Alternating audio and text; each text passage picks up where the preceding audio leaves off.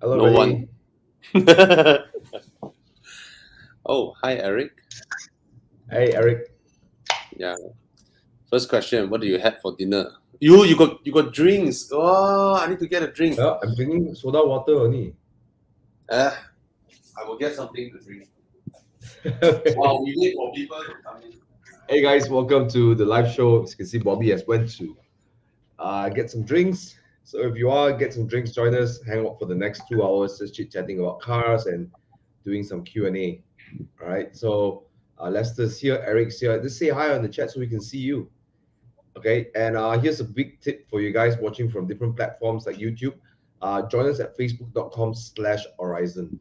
Why? You can see down there. It's all right down there. Why? Because you get to interact with more people over there, and we can reply to people's messages over there. YouTube, you don't really get to interact with other people on the chat as well, right? So just come by Facebook. Let's hang out over there. Let's see, Kevin, Muhammad, HB, Bobby, what are you drinking? My wife said she will make me a cocktail. Wow. Okay. Okay, so ask away your questions. But Eric asked us what's for dinner. Dinner is Q&A. I made myself some roast chicken, some salad, some rice. So what do you had for dinner, Bobby? I had noodle. Noodle. I'm a China man. I eat noodle. You are Hey, European. I watched your video. You want the keeper, right? The keeper, the car wash, right? Then I Yeah. use the technique. You step one leg forward and then you go like that, right? Less It tired, actually works, right? It works. Yeah, it actually works. I was like, oh, this it makes it so much easier. Normally I'll go on my knees, and then my knees will get dirty because it's all wet and there's dirt on the Yeah. floor from the brake dust, whatever, right? Then I was Yeah. like, oh, this is revolution. It's like, we. I was like, oh. So it's easier to clean the bottom part, right? Yeah. You know what's Yeah. funny? They And patent the thing. really, wow, cool, eh? Cool. Actually, it's I pretty don't know smart. how it It's pretty works smart. lah. I mean, you watch the video, you learn, then you can apply already, ma, right? But maybe not for commercial use lah. But yeah. But anyways, I'm very happy actually. What happened last week was I was able to help my uncle secure a very nice Alphard for his business Ooh, trips and stuff. yeah. Um, there's a dealer down in Setia Alam. I think it's Kendall Moto, like their brothers, one of the brothers lah. Yeah. Ah, Um, and then my dad managed to get his Santa Fe to replace his very high mileage Sorento. Okay. Um, and then Chu Yang has helped me uh, get the XC40, Volvo XC40 for my mom, and it was the initial one we wanted. It's T5, ah, so a lot of good things, because my mom doesn't have a car after we sold the Mondeo, ah. so I'm just happy that we get to I get to secure all of this, and the M2 com should be out anytime lah. Yeah. Walao eh. Santa Fe XC40 and then M2 Com coming. Woohoo. Santa Fe is my dad one lah, yeah, but my M2 com Ah. coming. Hey, Oh. Thana, hey. Wow, cut hair, bro. Wow, so handsome, bro. Bro. Yo, Oi. very handsome. Oh, new haircut. Style, bro. Yeah, bro. Yeah, way. My wife hates me when I cut my hair. Ah. Why? Why? I look too young. Imagine you shave off your mustache. She said she won't touch me for the week. So yeah. That low. And she hate that because maybe you're too handsome, more girls talk to you. No lah. Yeah. Only so far, only guys talk to me when I go out. Wherever My I go wife out. reminded me I need All right, a let's haircut. look at some questions over here. All right. Yeah. Again, those from YouTube. If you join us at Facebook, your questions people can read, can reply, can post pictures and all that. So it may be better for you. Okay.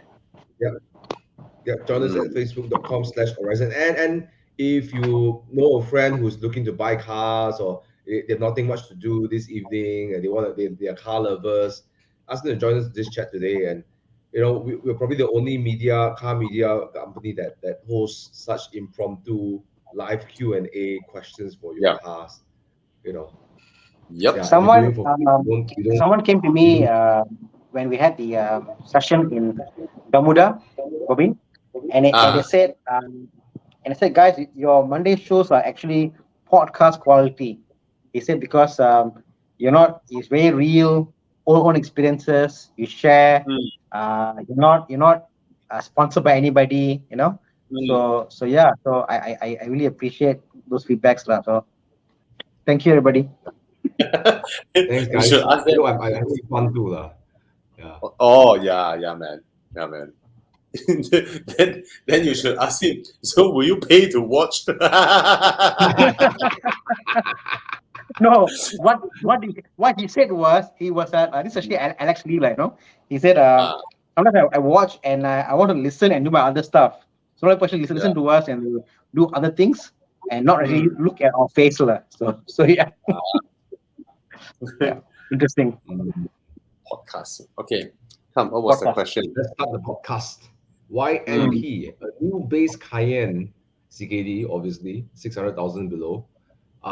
Versus a used 2019 Cayenne S with 2.9, the same engine, the Audi RS4. So what would you guys think? The new Cayenne is 3 liter. Yes. And he cannot buy a new 2.9, man? Is it a lot more expensive? Malaysia don't CKD 2.9. They only CKD 3.0. I mean, you've driven the 2.0 in the Panamera as well, and the Cayenne. Sorry? So you know how it feels like. And Thana, we drove it that day in the Yes, correct. Road. Yeah. I mean, it's funny you mentioned this, because Mark Francis bought a 955 today. Wow. He bought a 955 the 4.2 V8, you know. And then I was telling him, like, the 4.5 is it? 4.5. Oh, 4.5. The turbo, you know. And I was telling him how amazing is that no matter what Porsche you pick up, the sportiness is there, you know. Like even like when you go on you would have it like, no, so I think discussion here is like, yeah, it's sportier, better engine, whatever. But mind you, I think the sportiness it's all there, like, you know, and it's more of how whether you're new or new feeling, new car. That's probably I will go for. Porsche is one of those brands that even a base car is so brilliant, like, you know. And it's new, lah, so new warranty, you know, something different to think about. Yeah, I will go for the new one with the even 3.0, because if you're driving an SUV, you don't need to squeeze every ounce of performance out of the car, and the chassis is what you want, and the chassis is sorted already. Absolutely. You know, I will go. I mean, come on now, you're driving an SUV, right? You don't. I mean, Thomas will still try to whack the SUV lah. But I think the 3.0 is good, but it's not great. But then again, if it's a daily commuter, I think it's good enough lah. I'll go for the new one. Yep. Bobby, what do you think? Thana, what happened to you? Thana decided to change. He decided to change hairstyle. No, I went to grab my charger because I need to charge. So okay. So while you charge, Bobby, what one you pick? Of course, buying new is nice lah, right? And for me, you know lah, I first of all, I love the 2.9 engine, but also the fact that you're paying 600,000 for a 3-year-old SUV that somebody else has probably thrashed it, right? So is that little performance gain justify you buying a used one for more than 500,000 ringgit? I mean, if it's depreciated until like what 300K, then okay, by all means, I'll take the used one. But if you're still paying more than 500,000, right? Put it this way, right? 600,000, right, is only 200,000 away from buying a brand new Aston Martin DBX in Langkawi. Now, no? I mean, it's a supercar range pricing, like put this way, like, So Yeah, at that range, I want the whole ability to go and take a new car, like something about new car, like you must say, like I mean, not all can Yeah. afford, but if I could afford and I'm in that range, I'm a cheapskate, like I want a new car, like, However, do know this. This is something that applies to everybody, whether you're buying a new car or you're buying a new house. There's a reason why you're given a warranty, right? Because there's no such thing as perfection, you know. So when you buy a new car, there's bound to be a chance whereby there's something misaligned on your car or something that they missed out when it came out from the factory. Or when you buy a house, there is some defects here and there. That's why there's a warranty. The thing is, when you buy a new car and you spot a defect versus you bought a used car, you have a problem. The stress level that most people would have with the new car is way higher. They get more stressed up. They feel cheated. They feel like they don't want this car, they want another one, Why that person paid the same amount, he's got no problem, mine has the problem, So a lot of people don't know how to handle this stress. I give you guys an example. When I got my second X90, which was a brand new car, there is actually a cut on the dashboard, a small cut on the soft touch material of the dashboard. I spotted it when I collect the car.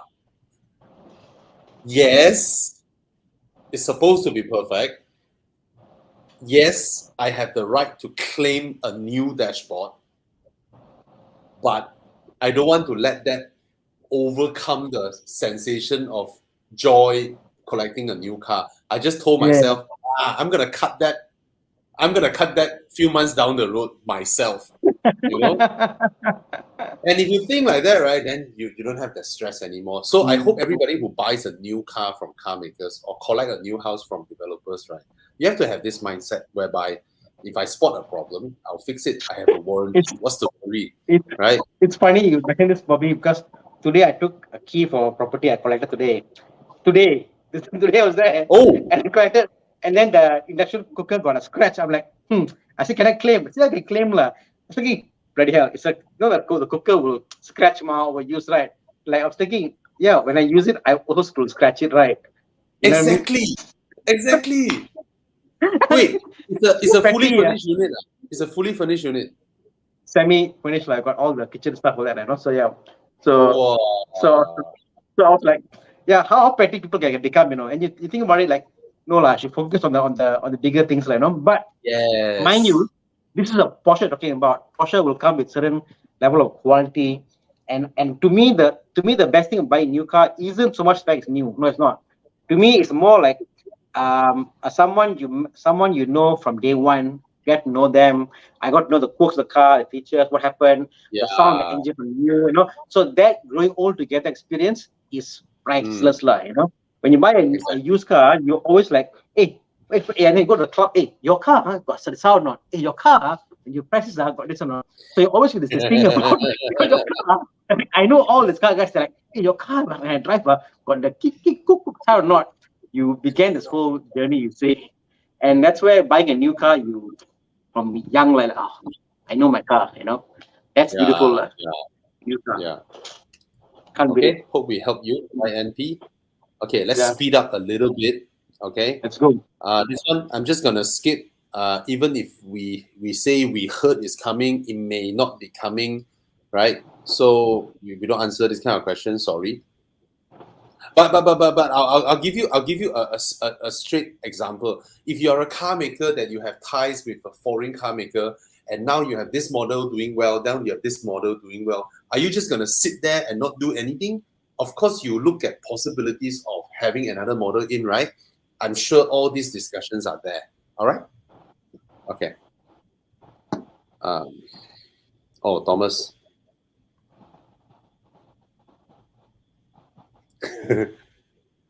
One SUV, one MPV there. Yeah. I mean, we covered Same this a price, lot. I think that everybody will be comparing it like that. mm, I'll take the Kia. The Kia. Okay. I can It's daily family the mover CX8. in the Kia lor. I Sorry, can daily the sorry? CX8. I can daily the CX8. I can't daily the Kia Carnival, but I love the Kia Carnival. So I love the Kia Carnival as a second MPV to go around. Whatever, it's fantastic. It's the best value for money. But the CX8 Yeah. I can daily every day. That's the way to put it. lah. Thomas, you were saying just now. I the last part I didn't hear when Thana. I mean the Kia Sorry. Carnival is just it's good lor, but it's damn big lah. Big. It's just Yeah. damn big lah. But I think CX8 is more lifestyle lah. You know, like you can drive, you can and you know, there's something about the SUV is nicer than driving an MPV, you know. Yeah. So, like I mentioned in my review of the CX8, I myself, for this money, I will pick a Kia Carnival. But that's also because it's not my one and only car. If it's going to be your one and only car, like what Tana said, the CX8 is more enjoyable to drive merely because it has the footprint of a sedan. So you still can selit, belok, you know. The Carnival, you are handling it all the time. Even though really well, it handles really well, it is larger than XC90, larger than BMW X7. It's basically larger than almost every SUV out there. Provided you met a Cadillac Escalade. If not, there's nothing as big as this car out there. It's just huge. Yeah, it's huge. But I love it. Some car parks can fit the Carnival. Sorry? Some car parks Yeah. Possible. You can't fit. It's too long. That's how big it is. Oh, is that tall? Like some car parks are like you reverse in. It's like a half a foot. It just cuts out lah. So yeah, it's really long, like, you know. Yeah. It's crazy long. It's just crazy long. Don't drive your Kia Carnival into Pertama Complex. Yeah. Sungai Wang Plaza, jangan. Sungai Wang, same thing. All the old malls, you're done for it. Yeah. Okay, come. Lai. What other questions? My brother My brother with 40K, 40 car narrowed down to 2011 Polo GTI twin charge. So I think that's the okay, I know which one. Okay, the DSG one. Yeah. Mark 6 TSI. I think that the Polo GTI will be more fun now. Yeah. The Polo that year is the manual, right? No, this DSG. Twin charge. 211 is the 211 is the one that proven. DSG. This is DSG. Twin charge is DSG. Yeah, this one, DSG one. Yeah. Twin charge is Joseph DSG. Is the one before this. Joseph is the 9N5, 9N3, something like that. 2011 cannot get loan anymore. He can't get loan anymore. Can't get loan so 11 now. Yeah. Cannot. No more. So Irman, sorry, not Imran. Irman, you can your brother can consider also about 40,000 a Clio GT. All right, exceptional handling, dual clutch transmission, but it's one of the slowest dual clutch transmissions out there. But you can switch. You can change the gears yourself. So, and Renaults are pretty reliable. Okay, Renaults are actually pretty reliable. And if you ask every Renault owner, right, Renault's after sales service is actually very, very good. Maybe because they don't have that many customers to serve lah.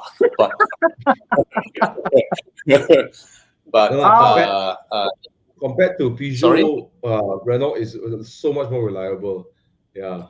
Really? Yeah. Their reliability records are way. Peugeot exists to make Renault nice.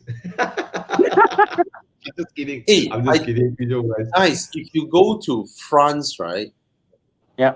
It's the same like you go Japan. You go Japan, you see Toyota. Your ratio of seeing Toyota and Honda is incomparable.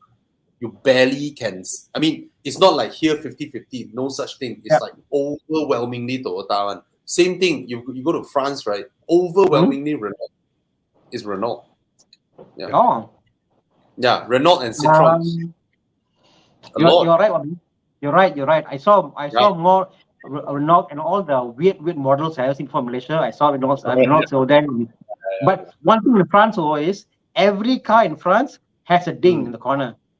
Because when you park the car, they push the car to move the car out. So I was like, oh my God. Thomas will be in depression if he stays in France. Because in France, right, people use their bumpers. There is no such thing as immaculate PPF your head. I think French will be like PPF your head. Because the way they park, they literally push your car to park inside the spot.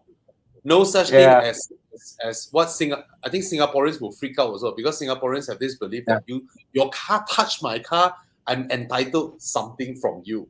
You know? Yeah. In France, cannot. People use their bumpers. Every car is scratched up. It's crazy. It's crazy. They drive like mad in Paris as well. So yeah, man. I absolutely love appliance. They use it, then they throw it away. Done. You know, after I drove from UK to France, and then something I understood. I'm so stupid. I should have rent the car in France, because in UK you rent they see the car, when it's scratched they charge you.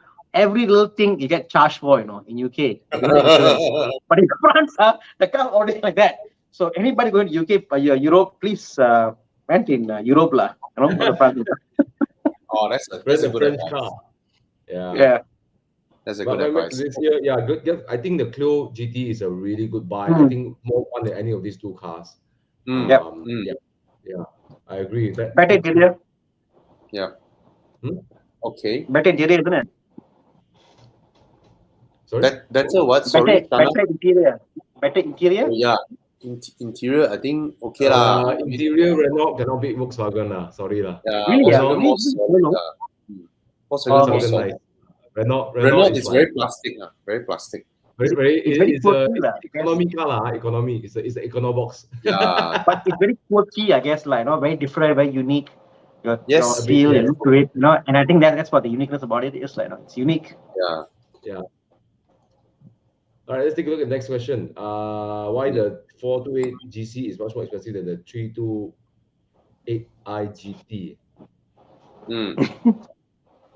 Because the 428i is a sports model. That's the first thing. Second thing is, when they launched that time, right, their pricing positioning is already very different. The 4 Series is like 400, I don't know, 450,000 or 450 plus thousand. Yeah. And then the 328 GT is like 300-ish. And the thing is this, people who buy 4 Series, how do I put this? First of all, it's a sports model. Secondly, it's more sought after. People want this car more because it's more stylish, more handsome and all that. And I suspect people who buy 328 GT may not be their first BMW. They are like older crowd. Maybe when they buy the car, they've already put like 150,000 cash, and then the rest 180,000 they take a loan. Whereas 4 Series buyers are those that squeeze their balls until they manage to get the loan for the 4 Series. And then they pay a 10% down payment, and they pay it off with a longer period of time, because these are probably younger people. They just want to squeeze the best to reach there, But the fact that it's also much rarer, the 428 is way rarer than the GT. Yeah. So, yeah. Okay. It's also a wider stance, and the width of the tires and the length tires are different compared to the 3 Series.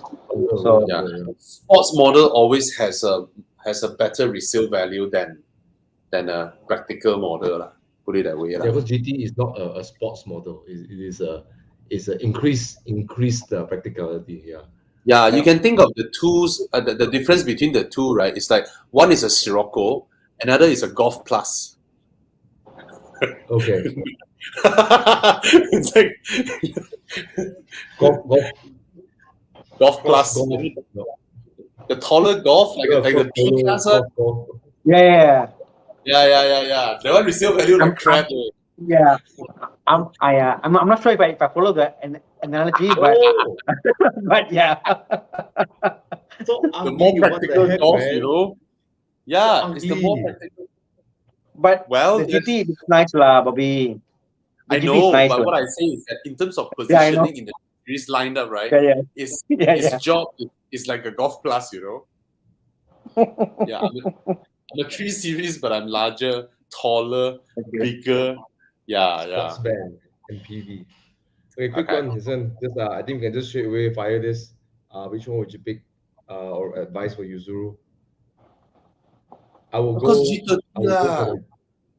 No I'm sure you question, can man. hunt around for lower mileage G30 lah, right? But Impossible the G20 had a higher mileage than the F10 lah. possible, it's possible, you know. But I'm sure you can find. I think Yuzuru, you had to hunt a little bit more, look around for more. I'm sure you can find a G30 with lower mileage. But I'll definitely get a G30 lah. Yeah. I think mileage is something, you know, even though it's low now, the moment you start using it, it's going to pile up anyway. That's the first thing. Second thing, do you trust the mileage on that F10, right? Because people who buy these cars, right, they do use them. Moreover, if it's a F10, right, it's at least 6 years old. The newest F10 is at least 6 years old. Yep. So even if it's rarely driven, doesn't mean inside everything's still very new one, you know, because components will age. Yep. Will age, just the oil engine, will age. just the engine So itself. the G30, yeah, the G30 is a much more complete F10. Even though in my eyes it's not as handsome as the F10, but it's quieter, it's better built, technology, everything. I mean, don't look at the mileage, look at the maintenance of the car. Okay. Yep. Like.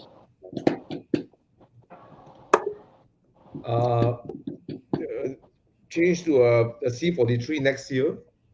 You know, they have this mild hybrid C43 with a 2-liter engine, and then all go for the facelifted G20 M430 inline-6, M430 or M340. M340. I think he's trying to. M340. Yeah. M340. Yeah. Simple answer, right? More cylinder better. Yeah, easy. Yeah. More cylinder better. But I mean, I do understand. You know, one car is newer. Mercedes has all the, you know. Oh my God! Look at that face.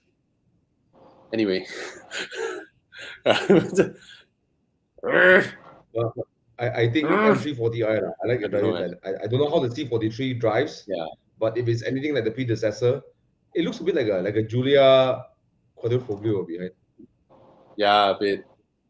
A bit of the. But you know, guys, this mild hybrid thing is gonna come to every single car, and and given that Mercedes is able to pair a 4-cylinder with this, right? I'm sure the battery in this will be larger. You get, and then you get seamless start-stop, absolutely seamless start-stop. And what I experienced in newer cars, right? The way the car makers have gotten a lot better in terms of integrating the electric power whenever they want to come in. But of course, I'm saying all this based on what I experienced. I haven't driven the C43. Some people may like that, but you want a sports model, I think stick to old school CDR. Bobby, this would be similar like the E53 we drove, isn't it? The E53 EMG with the hybrid, Very you know. nice, And right? I thought that was fantastic, you know. So I didn't mind it was a hybrid. It was sounded beautiful, brilliant. It drove very well. Yeah. Hugged the road. Yes. Power And the start-stop is seamless. The assistance from the motor on the get-go is just so nice. Again, I think Thana will want to say this. They are great when they work. Mine doesn't work yet. Yeah, they It's are been 3 always months. great when they It hasn't work. worked All yet. right. So And the only no, I only wished on the EV53 they removed the word hybrid or charging meter. Because that reminded me it's a hybrid. Other than that, I didn't know it was hybrid. It just drove very well. Yeah. yeah. Okay. Okay, come. The next one. Non-sport variant Swift's Gen 1 versus Swift Gen 2. Gen 2 is really the price difference. Okay. Are we highlighting? Okay, come. Okay, this one. 15K. Gen 1 should be around 20K, right? Gen 2 should be 30 something now. Funny, Suzuki Swift, the use value is bad. It's bad. Wow. They go down. Yeah. I mean, buy the one. Both are good cars. Just buy the one that fits your budget, lah. Okay, both are low maintenance. Both are easy to run, easy to fix. Great to drive. So just buy the one that fits your budget. All right, both are great. Come. Wow, a lot of questions. Yes. Come, let's speed up. Okay, go on. Brandon is currently driving a F30 320i, right, with the B58 engine, means the facelift one. So he wants to change in 2 years' time. So what should he aim for in 2 years' time? It's good. We talk about aiming aspiration, So Yeah. M4, M2, or GLA 45. Actually, don't want GLA 45. Is he talking about the new GLA 45? Should be, right? I don't. The new GLA 45 which Malaysia already, man? Not yet, lah. Okay, Is in 2 it years' 2 to time, 3 lah. In years? 2 years' time, yeah. Hmm. I cannot stand the form factor of the new GLA. I cannot Yeah, tahan me the too. new GLA. Looks like I don't know how to say. It's like so weird, bro. Hmm.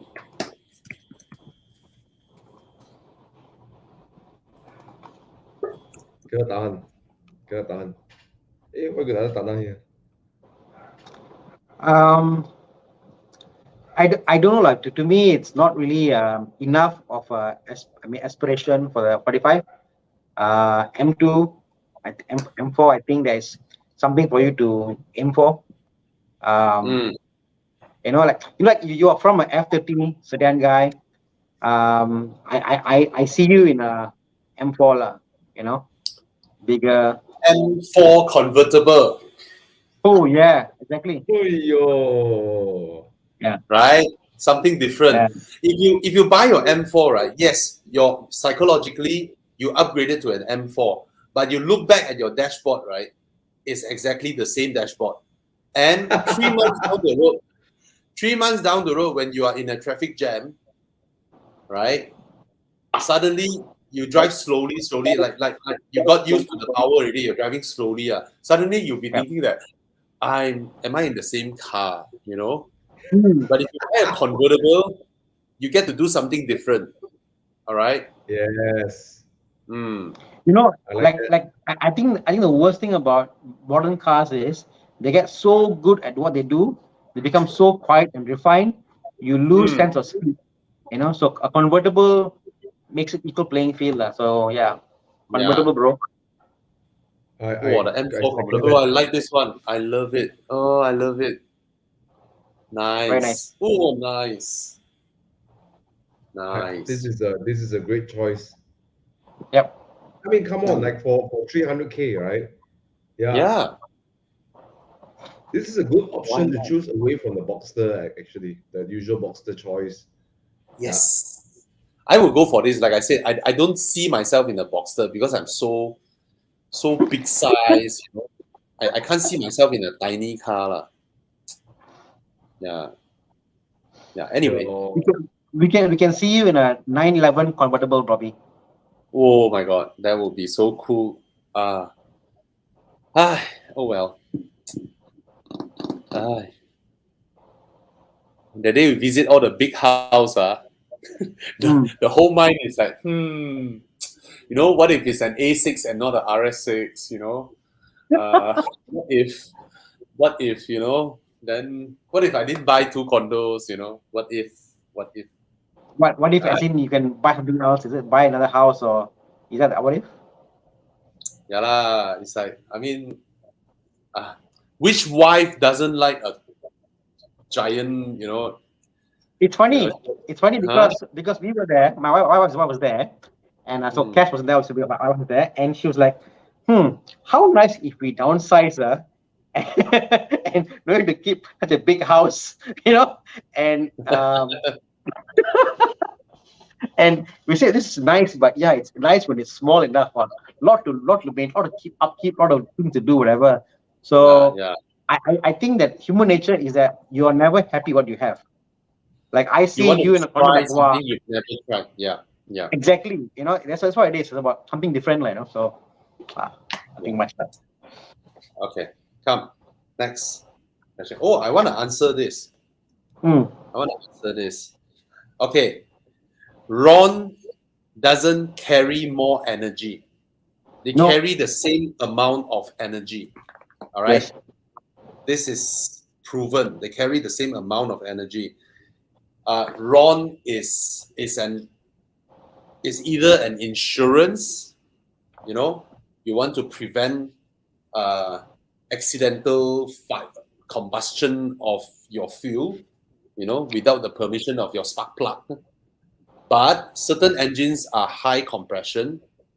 Yeah. They require higher RON. Doesn't mean the fuel is more condensed and packed with energy. No, it's not like that. It's just that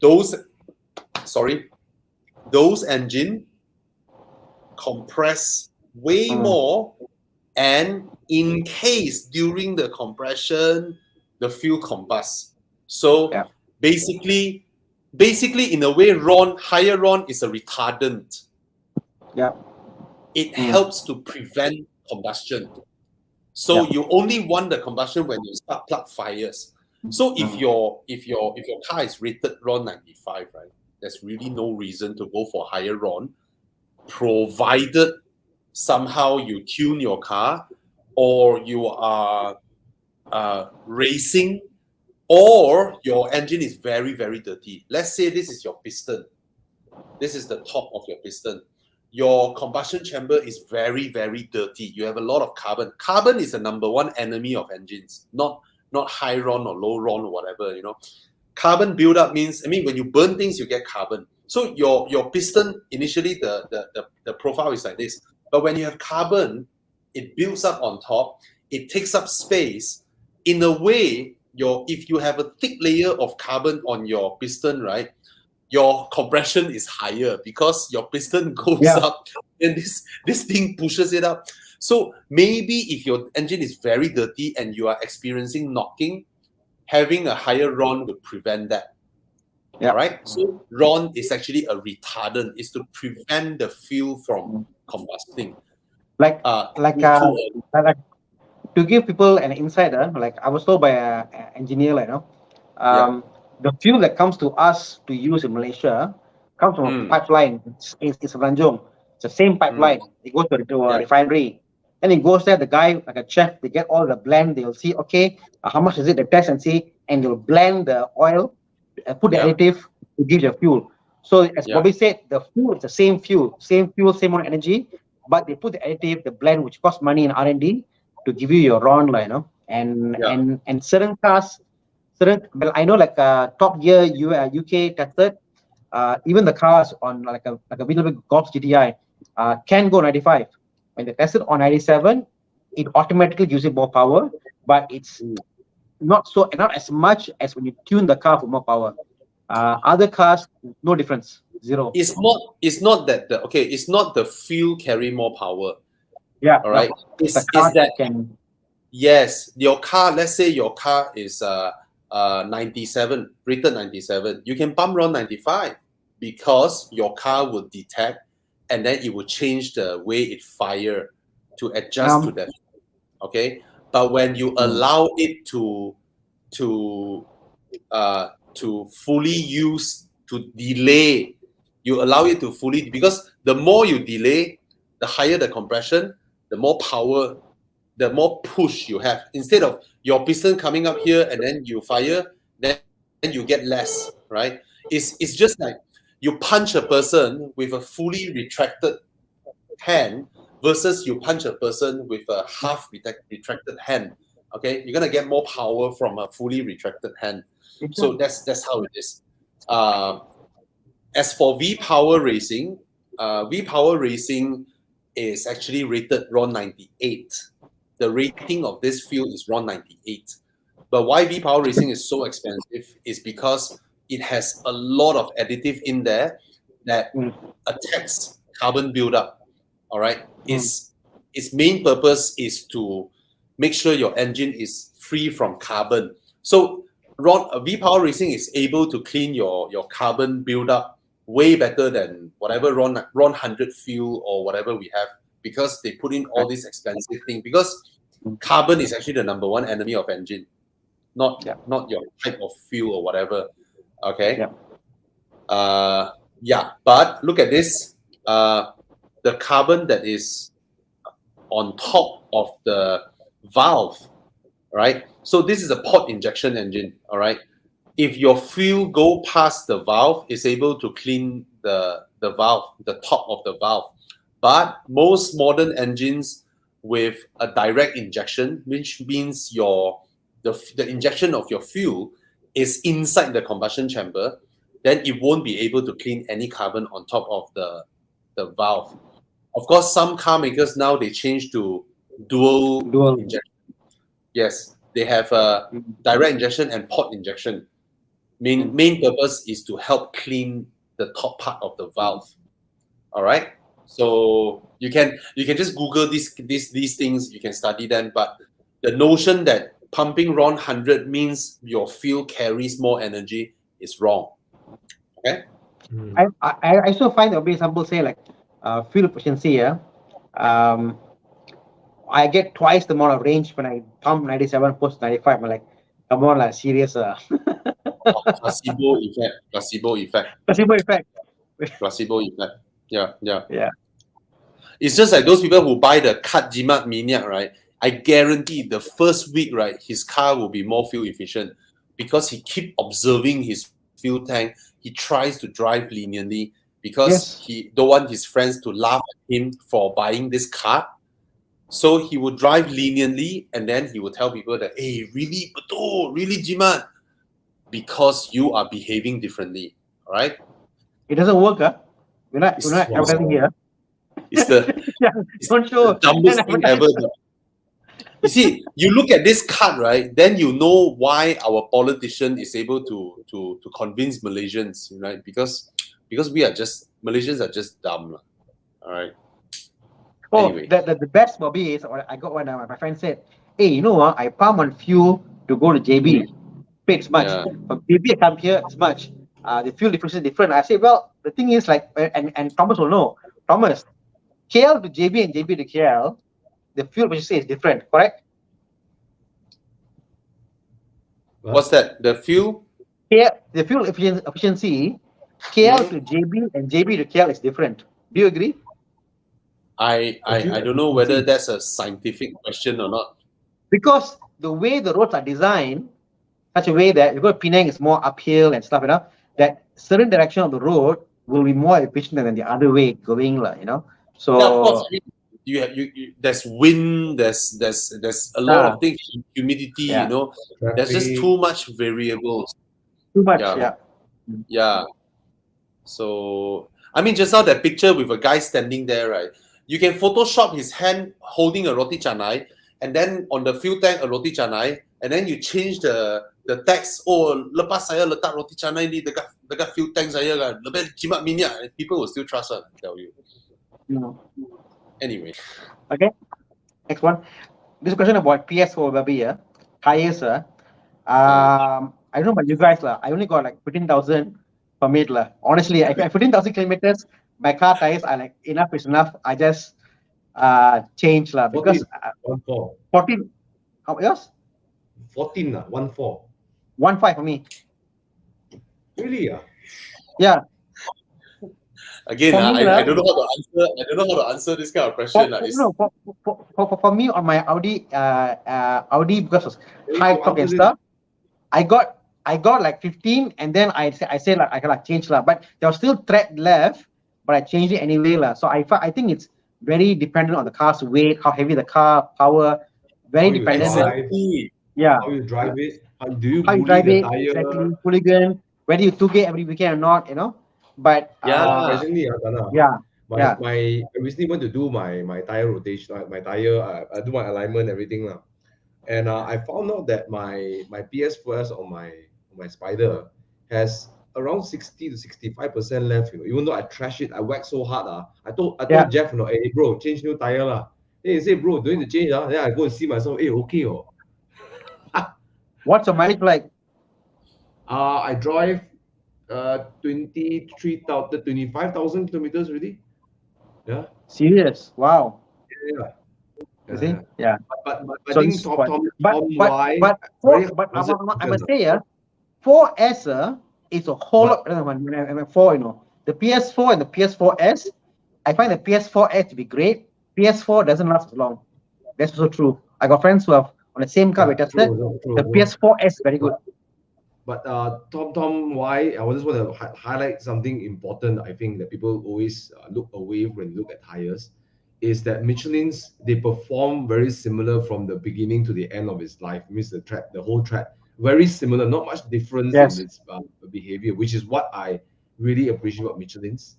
So it's no longer about how long it lasts, the lifespan. Is that it keeps its character as the most of many of the tires I use. Like Bridgestones, after 3,000 km, it's like what the hell, man? It's like oh, you know, you know. But it depends So lah. Depends what grade also lah. You know, eco tires and stuff like. You know, So lot.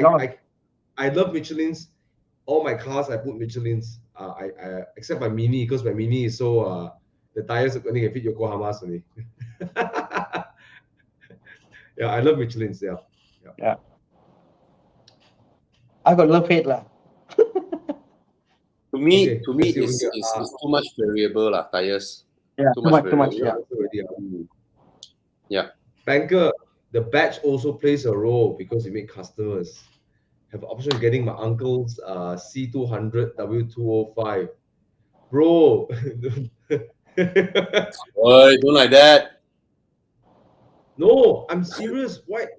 Up to 150K. Okay, the pre-facelift C200 is the 7 G-tronic gearbox, right? Yes. Yes. Yes. But not everybody But that's- will crash the cars. You have so many choice.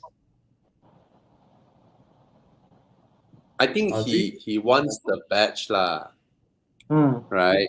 BMW also. I mean, okay, since it's your uncle, right? Why is he selling you at market price? Can you lowball your uncle like 120? Then, wow, you are a great uncle. Ah. Wow. Next time you Tell go, I uncle take care lah. of you. Uncle Yeah. sell in used car also same price ma. Give me you Yeah sell lor. price lah.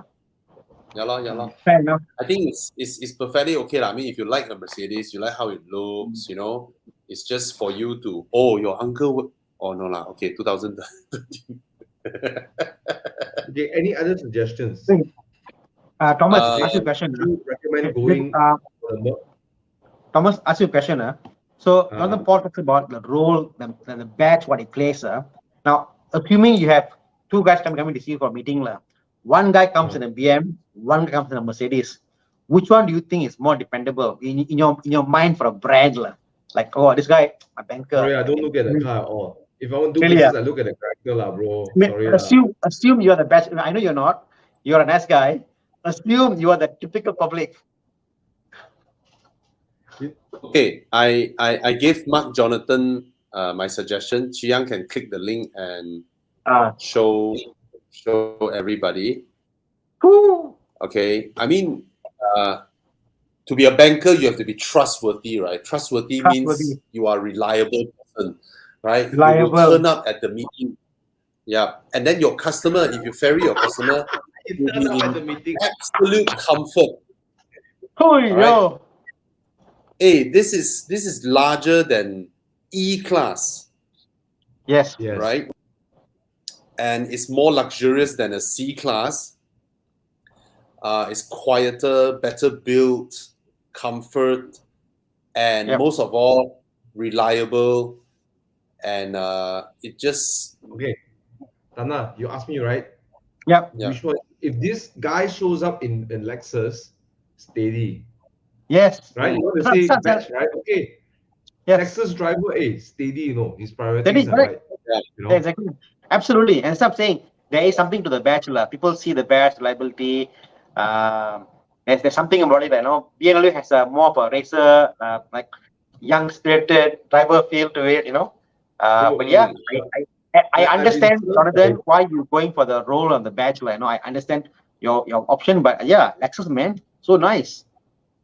I've been Yeah. treated by someone wanted to sell me insurance last time. Uh, This person drove an Audi and he treat me like crap. Okay, and I end up buying insurance from a friend of mine who drives a Proton Exora, who gave Mm. me super good service. Right? yeah, So I don't care about the badge lah. If you're a prick, you're a prick. I'm sorry lah. The guy drives an yeah, yeah, Audi yeah, kid. yeah, yeah. I He's totally really a agree. prick. But it's Like he's also bullying me about to buy more insurance, all this kind of no, but it's nonsense. also about when you drive a car, and I think you've been there, Thomas. You see clients, you carry the badge with you. You carry the whole and confident badge with you when you go to the clients. Not everybody is confident, you see. So the badge is for the customer, but also for him to go and like, okay, I carry the badge, Okay lah, So yeah. confidence, ma. Okay lah, Go ahead. but So okay or not, Lexus my don't have the suggestion, same kind of okay, right? power like Mercedes lah. I Yeah, very, agree very lah. good, very good, very good. Yeah. Talking about your idea, Bobby, so Sean, 2 weeks back, you told him to buy a Panamera. He submitted his loan of accommodation and it's waiting for his Panamera. Awesome news, man. Congrats. Congratulations. I love doing Congratulations. this. Nice. Yeah. Come join us for Wow. drives. Forced to sell fire even though I hate it. Fire 2.0.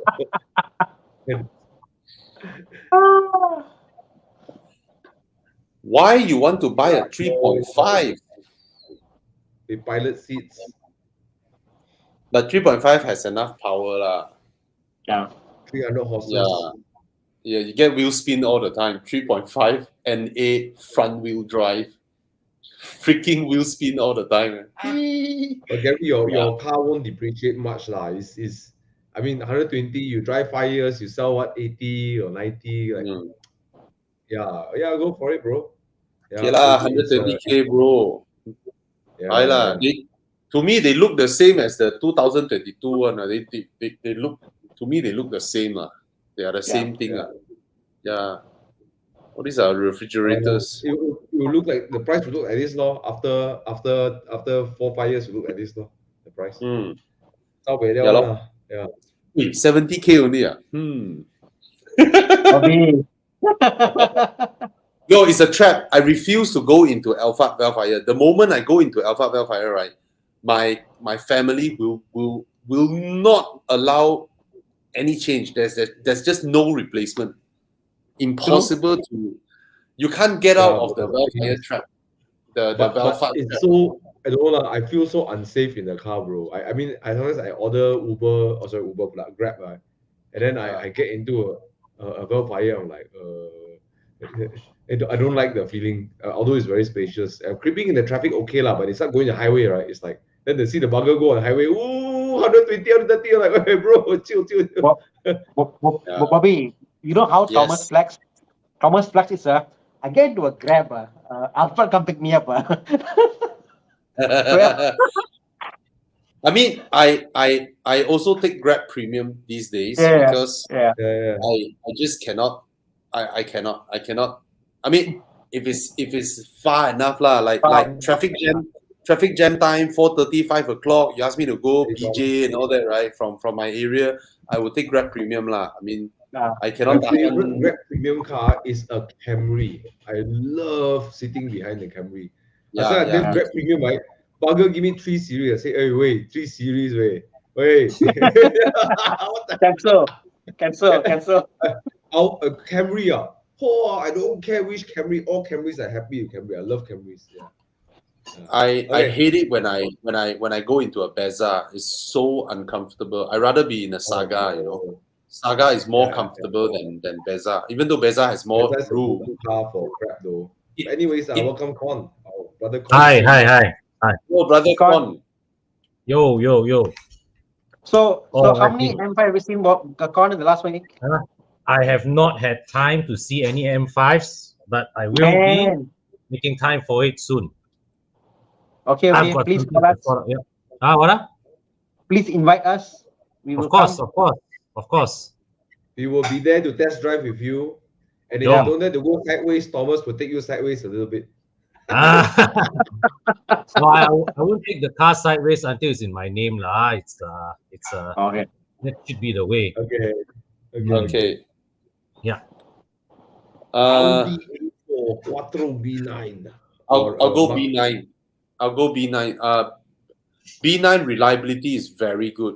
All right, there are no issues with B9, and they are reliable and they are fast and they handle a lot better than the B8. So I'll go B9. And you're considering Mark 8 1.4 versus B9 Quattro, right? You are getting not only extra power, you're getting extra driven wheels. It's Yeah. all around a win-win selection. All right. Hmm. Come. What's next? I just want to answer this one very quickly. Yes, they work. Octane boosters work. Basically, Yep. like we mentioned just now, the higher the RON is actually a form of retardant. Okay, so you pour this in, and then it retards your fuel, so you can. And there's another thing. This RON thing, right? It's not an absolute figure. All right. Let's say you pump RON 97, and if you have a machine that is super good in calculating RON, okay, there are variations on. There is variation. Don't be Yeah. surprised if your super accurate machine, you pump RON 100 and then you measure, shit, it's only 99. I'm cheated. Yes, Yeah. correct. Yeah. It's So- not an absolute thing. I'll do a plug here. So I'm selling Octane boosters. If you want, just come and hook me up on FB page, and then I'll get your booster for you. And you're right, Bobby. They actually did a test on your fuel pump. Different stations have got different RON. Although the same RON is there, so it's just what you get, like. So Yeah. It's not an absolute figure. So easy Yeah. to calculate. Yeah. All right.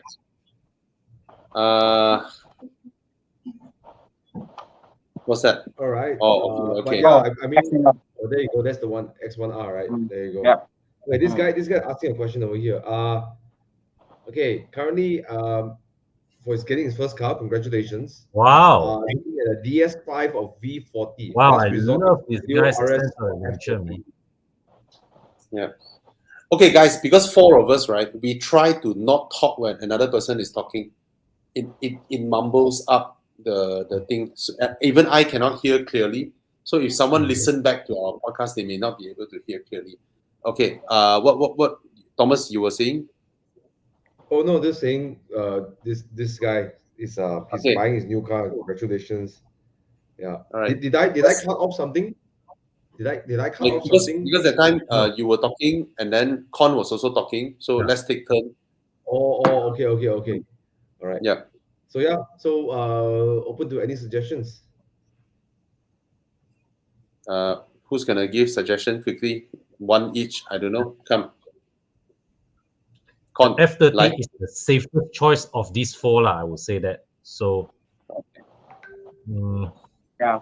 As a first Yeah. car, I'll buy a car that 95% of all mechanics can repair, and that car will be a F30 non-hybrid. Yeah. Okay. Non-hybrid F30. That's Yeah. it. Every mechanic emphasis. can fix that. Thomas. Just saying. I Thomas. think, look, it depends. I think the only two cars I'm looking at is the Clio RS and the F30. If you want an all-rounder, safe choice, can do toge, can travel, can go Penang, F30 is really you can't go wrong with that. You can have everything. The Clio RS will lean more towards fun, and it depends on how much you're able to take the small size, the tough suspension. So I think there's only two. One is the hardcore driver car, more hardcore driver. The other one is more all-rounder. Yeah. I wouldn't recommend the DS5 or the V40 unless you just really love it. Yeah. So yeah.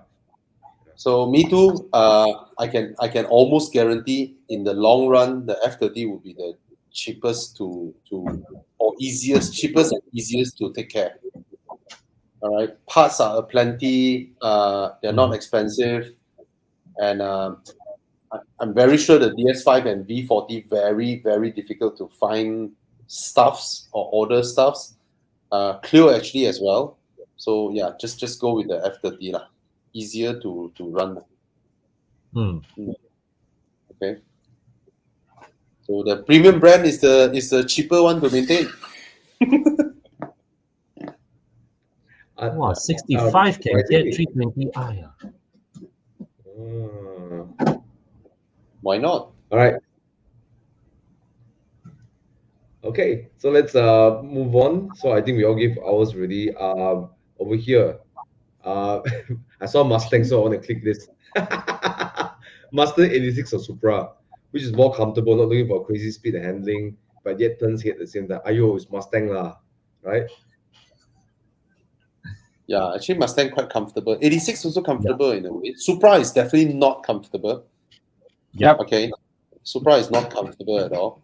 So turns heads. 86 and Supra will turn heads, but mostly boys' heads only. Okay. Yeah.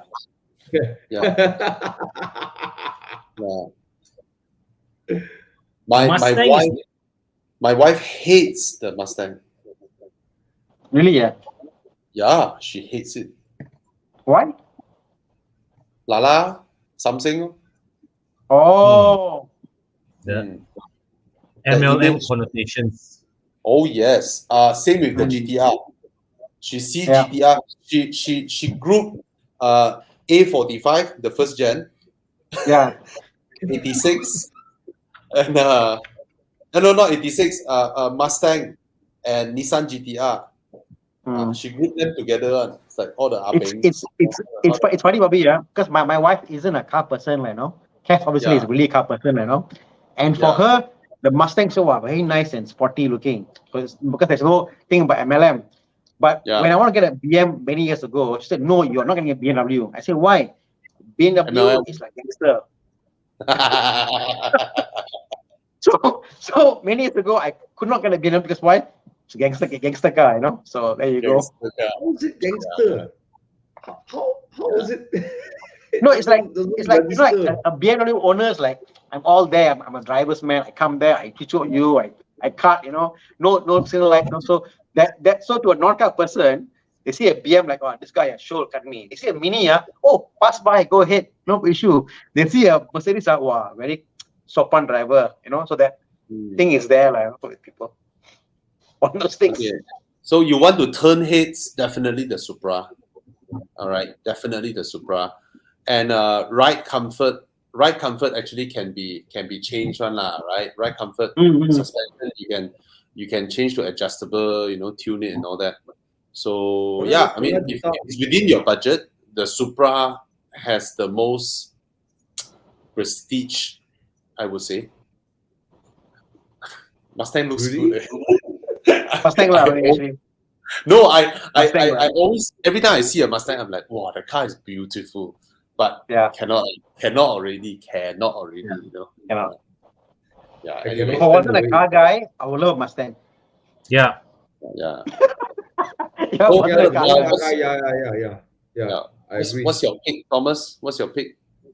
Mustang turn hits lah. You'll get the Mustang if you want to turn hits lah. Finish. Mustang lah. Hey, damn good looking. Look at this. Yeah. But I'm sorry, I cannot tahan the Mustang. Not because of the Why? looks. It's when you drive in town, the way it stops at the traffic light, the way it rolls, the way you just commute in the car is horrible. It's just the engineers don't tune the suspension and the gearbox properly. I just feel like cannot tahan.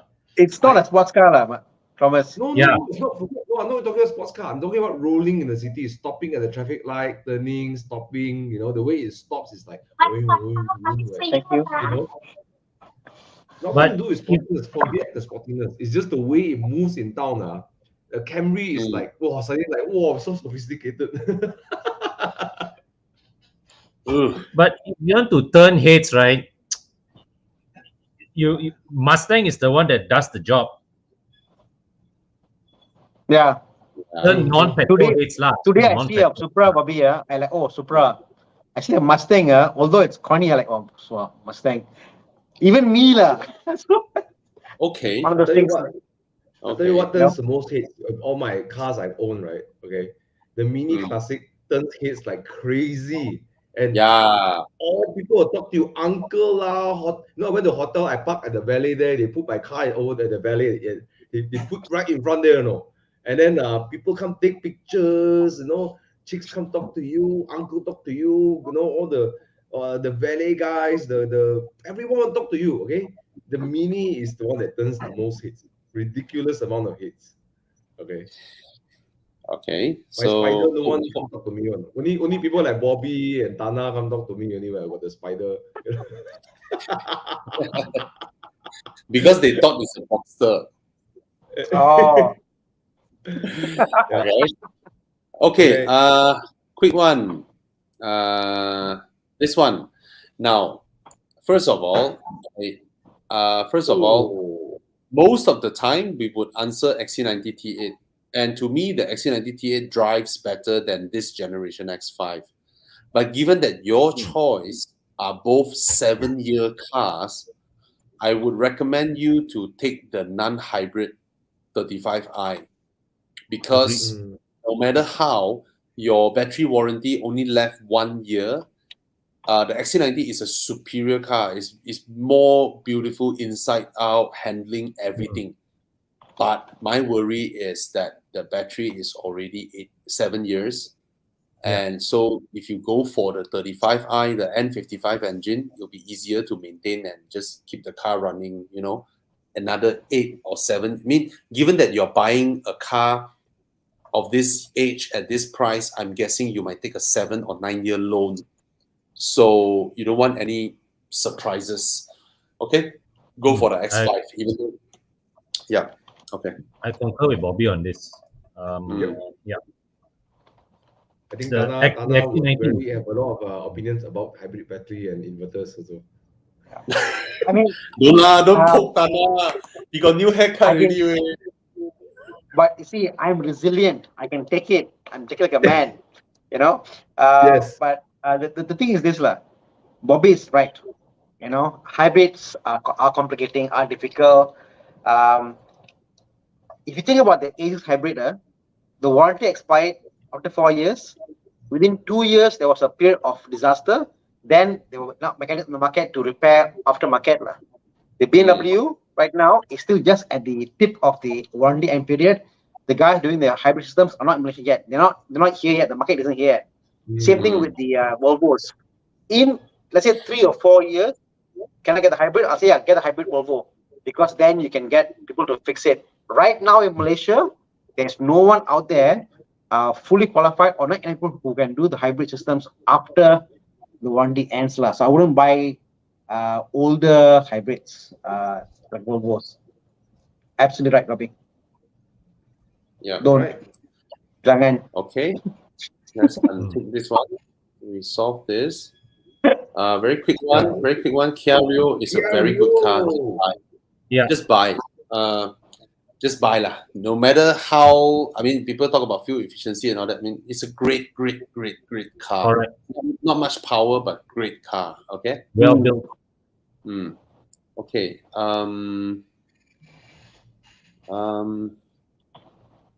This one, I think all of us would answer very easily. It's worth buying. Yeah. Modern cars are very, very reliable. You just and don't be afraid of all the warning lights. The warning lights in German cars, right? It's actually a very good. It tells you when things happen. Okay. I learned this from GMR, our extended warranty partner. Most people who drive their cars until the engine basically condemned, all right, are actually Japanese car owners. Those people who don't take care of their cars, who just drive and drive and drive and drive and drive, even though this is leaking, that is overheating, they don't put sensors into these cars to light up and let you know something wrong until your car breaks down. Until it breaks down.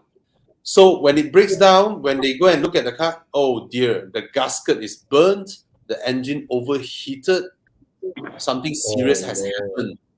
Whereas in a German car, when your coolant tank is below certain level, it tells you the coolant level is low. All right. So to prevent the next thing, which is overheating, right? When they detect something, they ask you, they just tell you straight, engine malfunction, switch off now, don't drive, it's to protect your engine actually. So yes, it scares you if it is the first time, but it prevents your engine from being condemned. Whereas a lot of older Japanese cars, they don't put all this in. Breaks down, the breakdown came. So you have the impression that, hey, my car is it's running. It's just that it shakes more than it should. It's old karma, right? Until it died. Yes, until.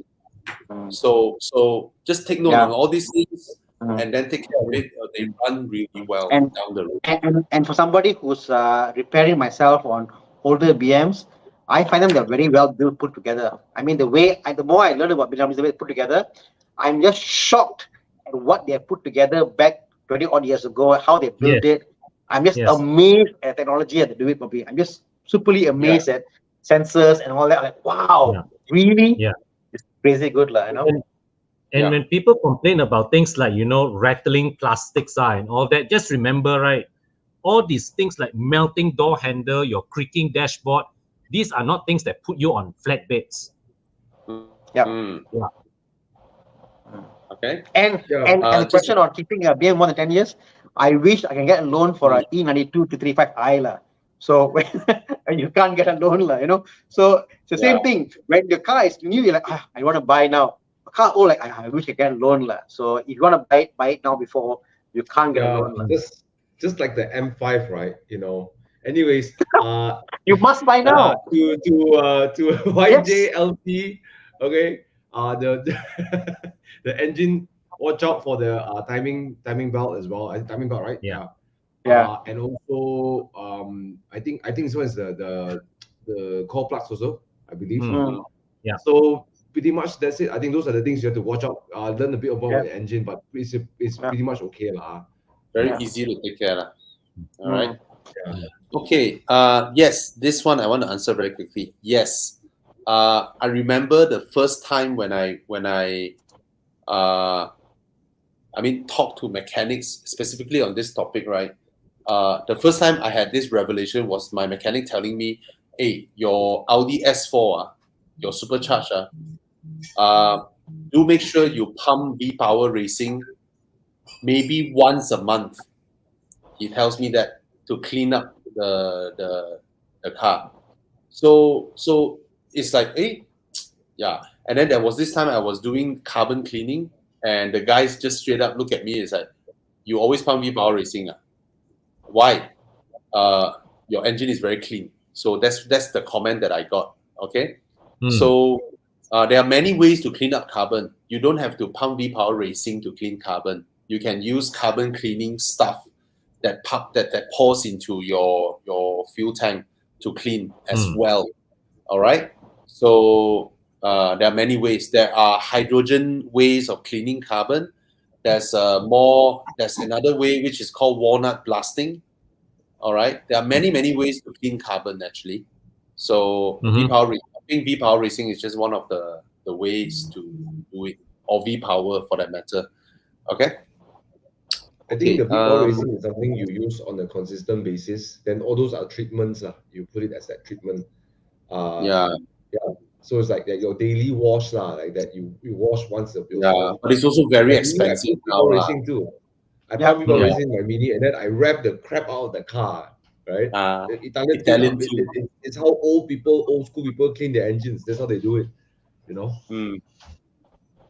I mean, if you dare, the old school guys, they actually pour water in your air intake. So yes. and that's why I do it. Yeah. But I wouldn't do it in a new car, lah. No. But yeah, it is something like it works. It works, you know. So No, that day I was Yeah. in at the Shell station, right? And then this thin little between the pump, I was pumping my Mini V Power Racing. Then the M4 came and pumped 95. I wanted to take a picture.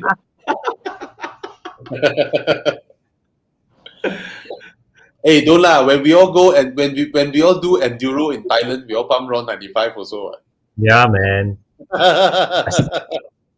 You have no choice, bro. I still remember the first tank you come back and pump in Malaysia, right? The car totally feels different, right?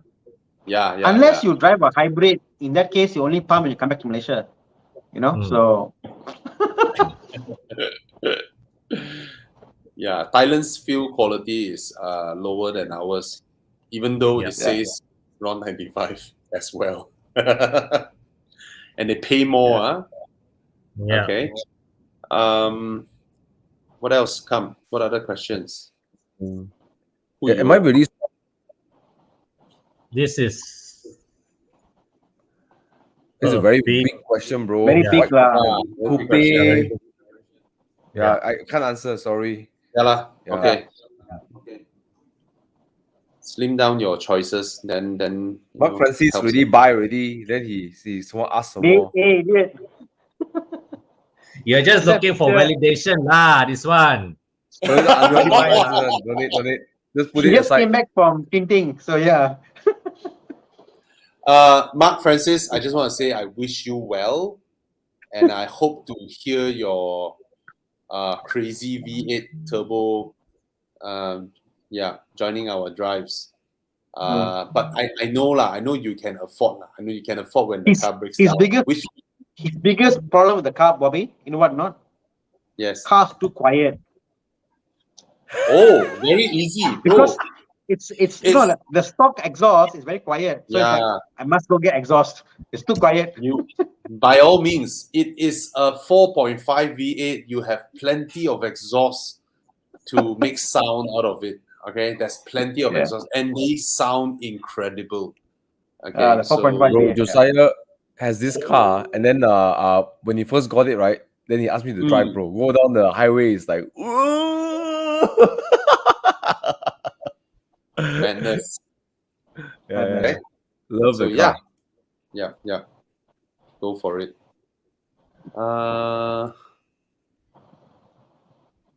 208i, Oh, 3-cylinder.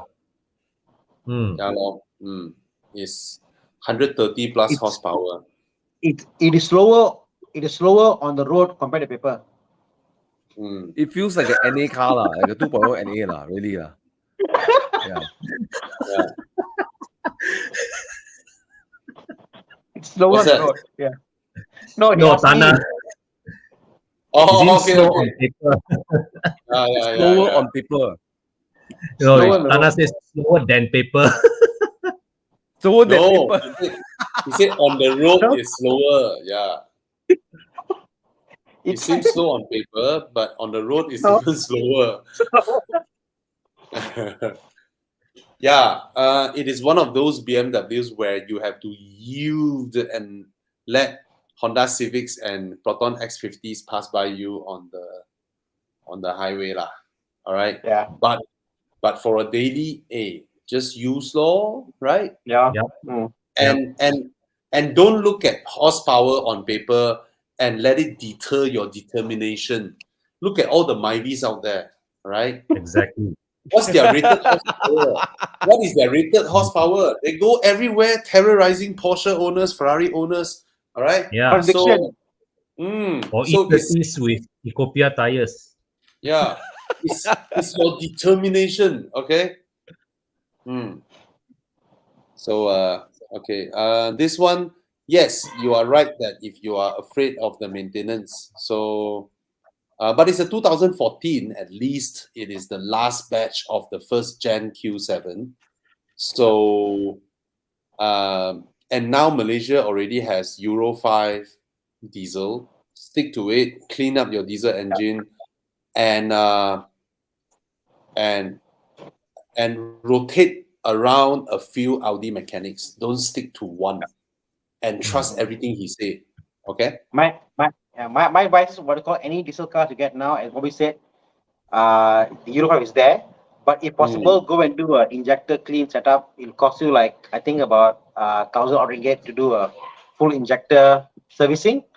Then you're safe lah. The injector's only issue lah, you know. And they fail. Do it frequently lah. Basically, do it periodically. These things, you know, make sure the. I mean, put it this way lah. There are no cars that can't be fixed. All right. Only shitty mechanics. Malaysia has a lot of shitty mechanics. A lot unqualified mechanics, but they look you in the eye and then they say, "Trust me, bro. These cars are like that one. Don't trust him." Okay. So, yeah, that's all I want to say. Okay. Yeah. Too many shitty mechanics in Malaysia. Wow, this Gary got a lot of cars he want to buy out. He's selling his Alpha. No, this one he's asking on behalf of his brother. Oh. So the Passat nicer to bring your family around lah. The 320i people will complain behind lah. Yeah, lah. I mean, I really like the Passat. I really like the Passat too. actually. Yeah, very nice. Me too. Me too. So there's a sense of uncleness in the Passat. I'm a F30 guy lah. To me, the F30 looks prettier. Yeah. It is prettier. It is prettier, but the Passat is. I mean, if I don't know lah, his brother or what. If he's not a car guy, he just want a comfortable cruiser. Then the Passat is fantastic. Buy Camry. Yeah. Yeah, but the Passat is. I agree with you. Go Camry. Okay, there's one factor in this situation. Camry, 4-year-old Camry, where can you find 70k? Cannot find a 4-year-old Camry. Cannot. Passat will give you the kind of bang for buck lah. You know, it's like 4-year-old and 70k is like bargain way. And you still have warranty. The one important element in the equation here is the warranty. You still have some warranty left. Okay. All right. So, what is this? I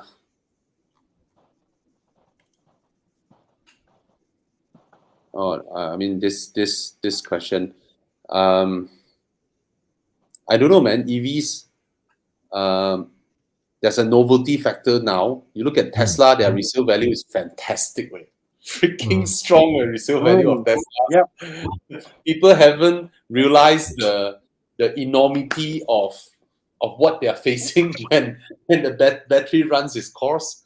So in due time we'll see. But in China, let's talk about the world's most advanced EV market. Okay, in China, everybody's buying EVs, and EVs are everywhere. A lot of EV manufacturer.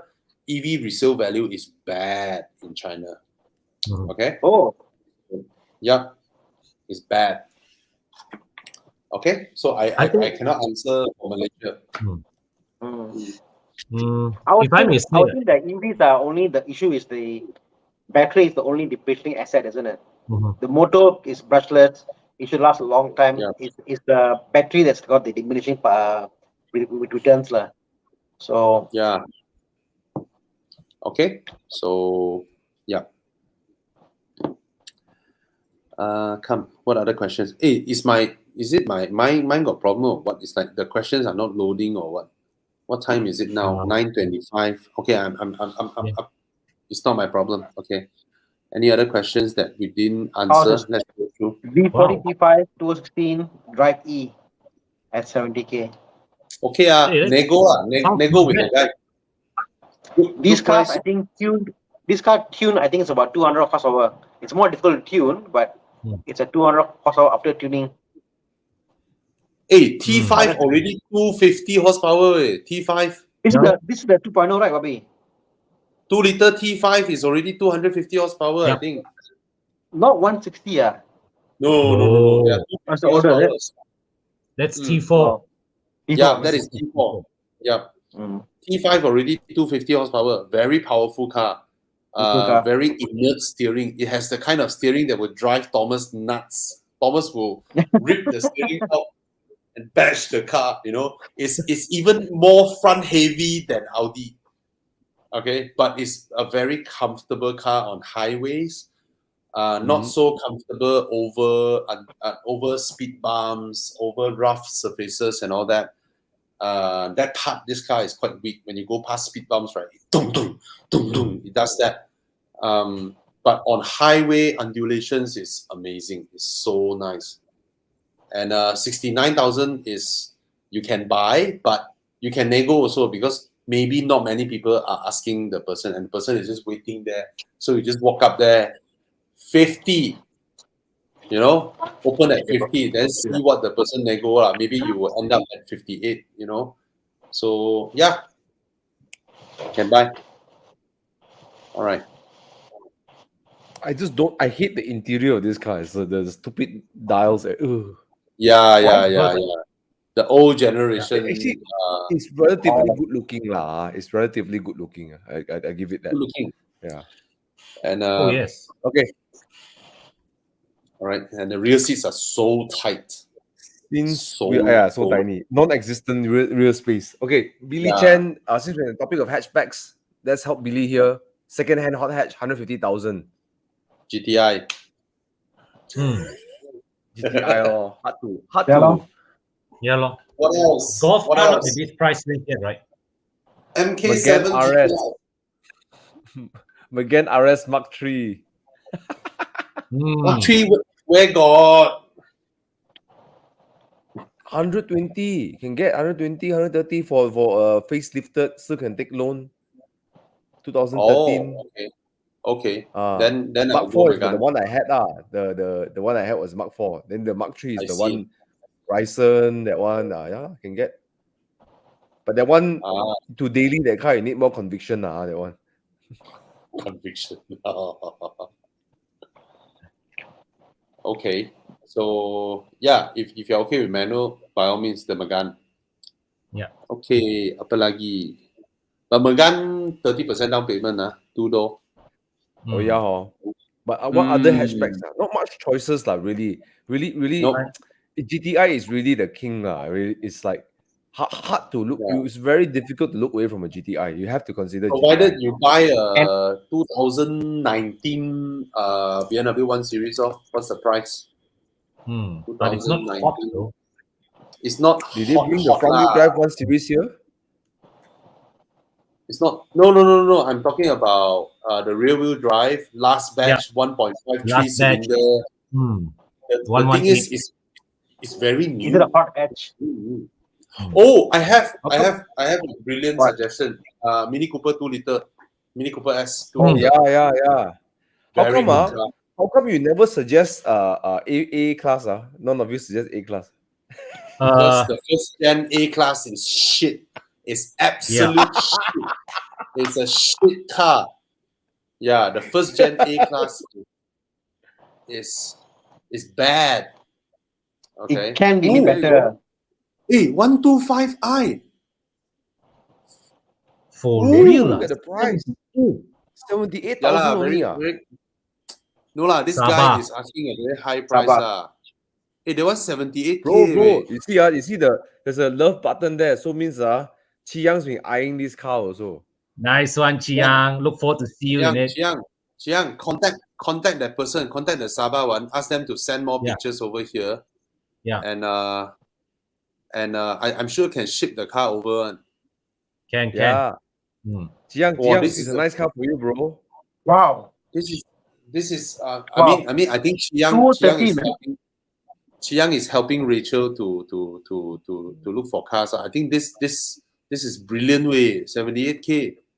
Yeah. Yeah. Contact him. Car over. Or we ask crazy Alex Wong to drive up and buy this car over and ship it over. Hey, this is a good buy. Click.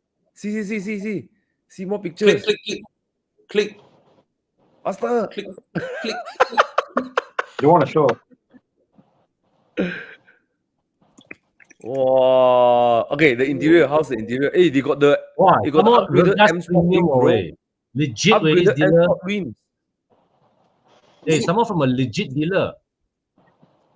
Hey, upgraded M Sport. Why the white screen? Hey, there's the bigger screen. Sport like- gear. Yeah. Sport gear now. Modified. Sport Huh? gear, yes, sport gearbox. You got the sport ZF 8-speed, ZF Sport one. Okay. This is the sport gearbox. Chiang. Hey, M Sport. This is the upgraded rims. Chiang, bye. Yeah, man. Hey. Harga macam Vios saja. It's for Hey, Rachel lah. Thomas get M2. Yeah. Con getting M5. Chiang get is 125i. Yeah, man. Yeah. 2.5 ma got 2. Thomas get M2. 5. Con got M5. I don't know what I'm talking about. Just You're trying to validate. Hey, but get this, man. Yeah, man. This is good. yeah, This is good but the stuff. shipping cost is ship over only, whatever. Yeah. Yeah. Bro, if it's really legitly 45,000 kms, dude, this is a good deal, bro. But I I think would this one, daily Regas, if it's really Regas Premium Sabah, this is confirm a legit dealer. This is the official. Bro, I would PM daily dealer. this car, bro. I would daily this. Sorry, Con, you're saying? No, this is a legit dealer. Regas Premium. They are the official BMW dealership in KK. Oh, really? Yeah. Nice. Oh, okay. Yeah. Wow. Bro, this is a dailyable car, bro. I'll buy this and then I'll daily and trash it up Genting also. Any car you buy, you crash up Genting lah, Thomas. Yeah. Don't say this You car. buy a Wellfire, you do the same thing. You buy a Wellfire, you Actually, do you're right, the you're same right. thing. You know, Yeah. 830 kena also. Mini also kena also. Yeah. I want to see the Bellfire up Genting. Santa Fe up Genting. I want to see XYD up Genting. Santa Fe easy lah. The handling is good lah. That car. Good. Yeah. Yeah. Yeah. I want to take my 155 this Saturday. I'm taking a 155 out of Genting. Yep. Wow. With just okay. the driver's seat. No lah, all the seats came back already lah, bro. Mm. Yeah. You install already ma. Right? Yeah. Oh yeah. I It's just- carpet. I just want to, I mean, just to address this thing lah. Those people who like to pick on Proton, right? Well, you don't even have this, don't even have that. I mean, let's just think about it this way. Is it possible that Proton has a bunch of spare parts in a warehouse and they purposely don't want to take it out? It's impossible, ma. Is it possible that their partners in China has a bunch of spare parts in the warehouse and purposely don't want to ship it over? It's impossible, ma. The whole world is experiencing logistics, supply chain issues. So it's an issue that is affecting every single industry now. So I don't know why people just like to whack on Proton and all that. Yeah, definitely will face issues, but it's a legit issue that is facing the world. So I don't understand why people like to, as if it's something special that only Proton is facing. All right. Yeah. Just want to address that lah. Agreed. Bye.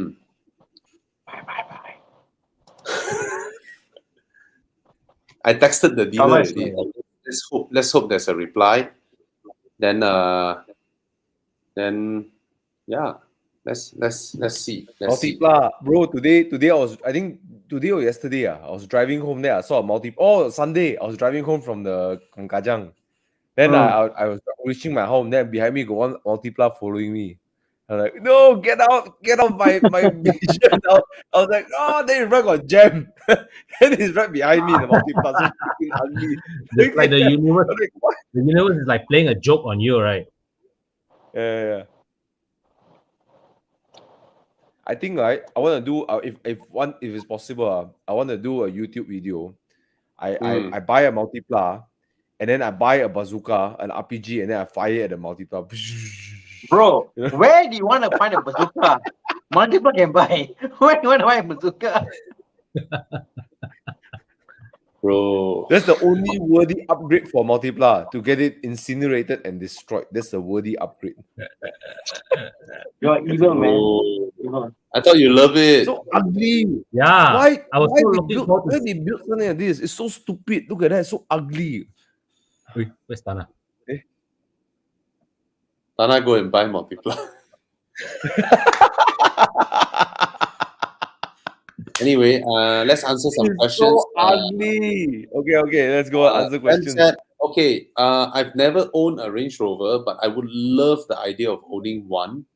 I always hear people talking about horrible reliability from non-owners. But Yeah. every time I met an owner, they always say they are great, they are fine, it's fantastic.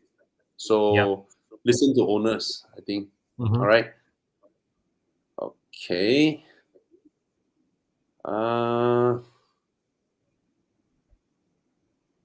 Okay. What other questions? Did we skip a lot? Or people just come in here just to listen? A lot of people come in just to hang out, right? Okay, I'll just pick Okay, this one. lah. GLA 200 and CX30. It's Yes, answer not is how yes. you feel. It's legit. It's a fact. This is legit. GLA 200 does not even have powered passenger seat. The new one, Yeah. For the Oh first my time God. in my motoring career, I saw a passenger side door panel from Mercedes that just only has the door opener and the power window. Ooh. Ouch. Yeah. UNICEF spec.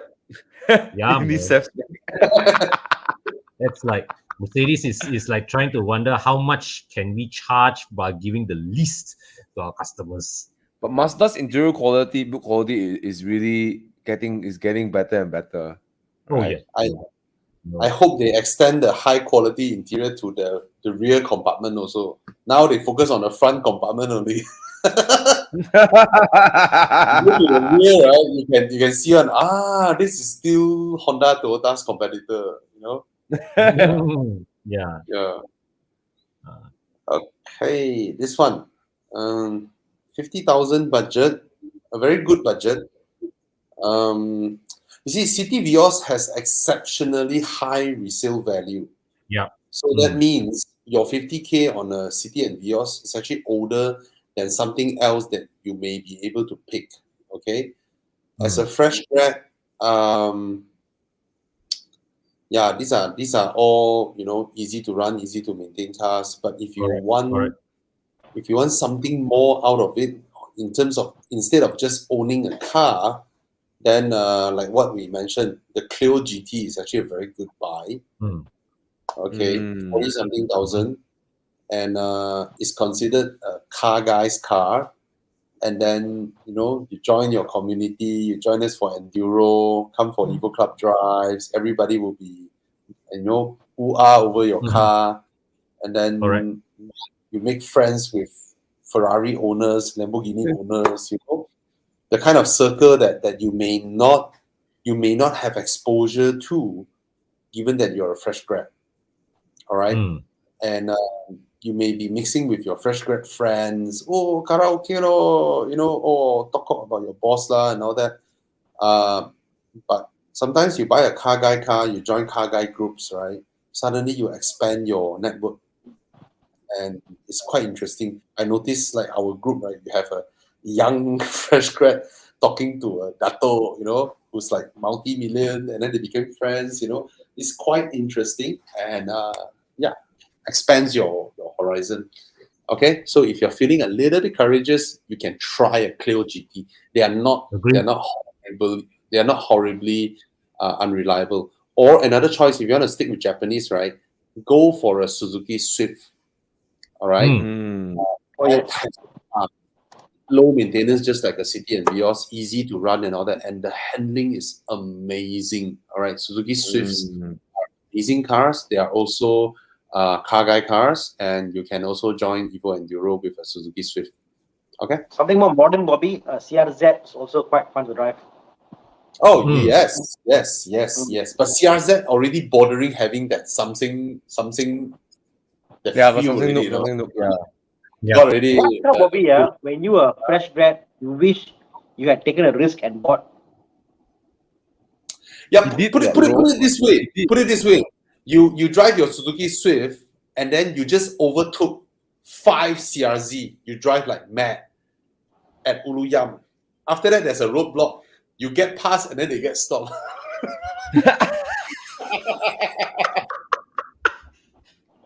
Yeah. Hey, Kizashi, Wow. yeah. Yeah. Hisashi is worth buying, but you cannot get parts. You Correct. cannot get. Mm. Yeah. Yeah. It's a car that is discontinued. You're bound to be in trouble if someone break your headlamp or tail lamp and Yeah. all that shit.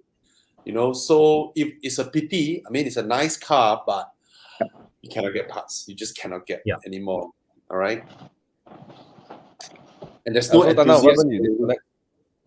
But then, I had an issue with my internet, so now apparently Unify is fine. Earlier I had an issue.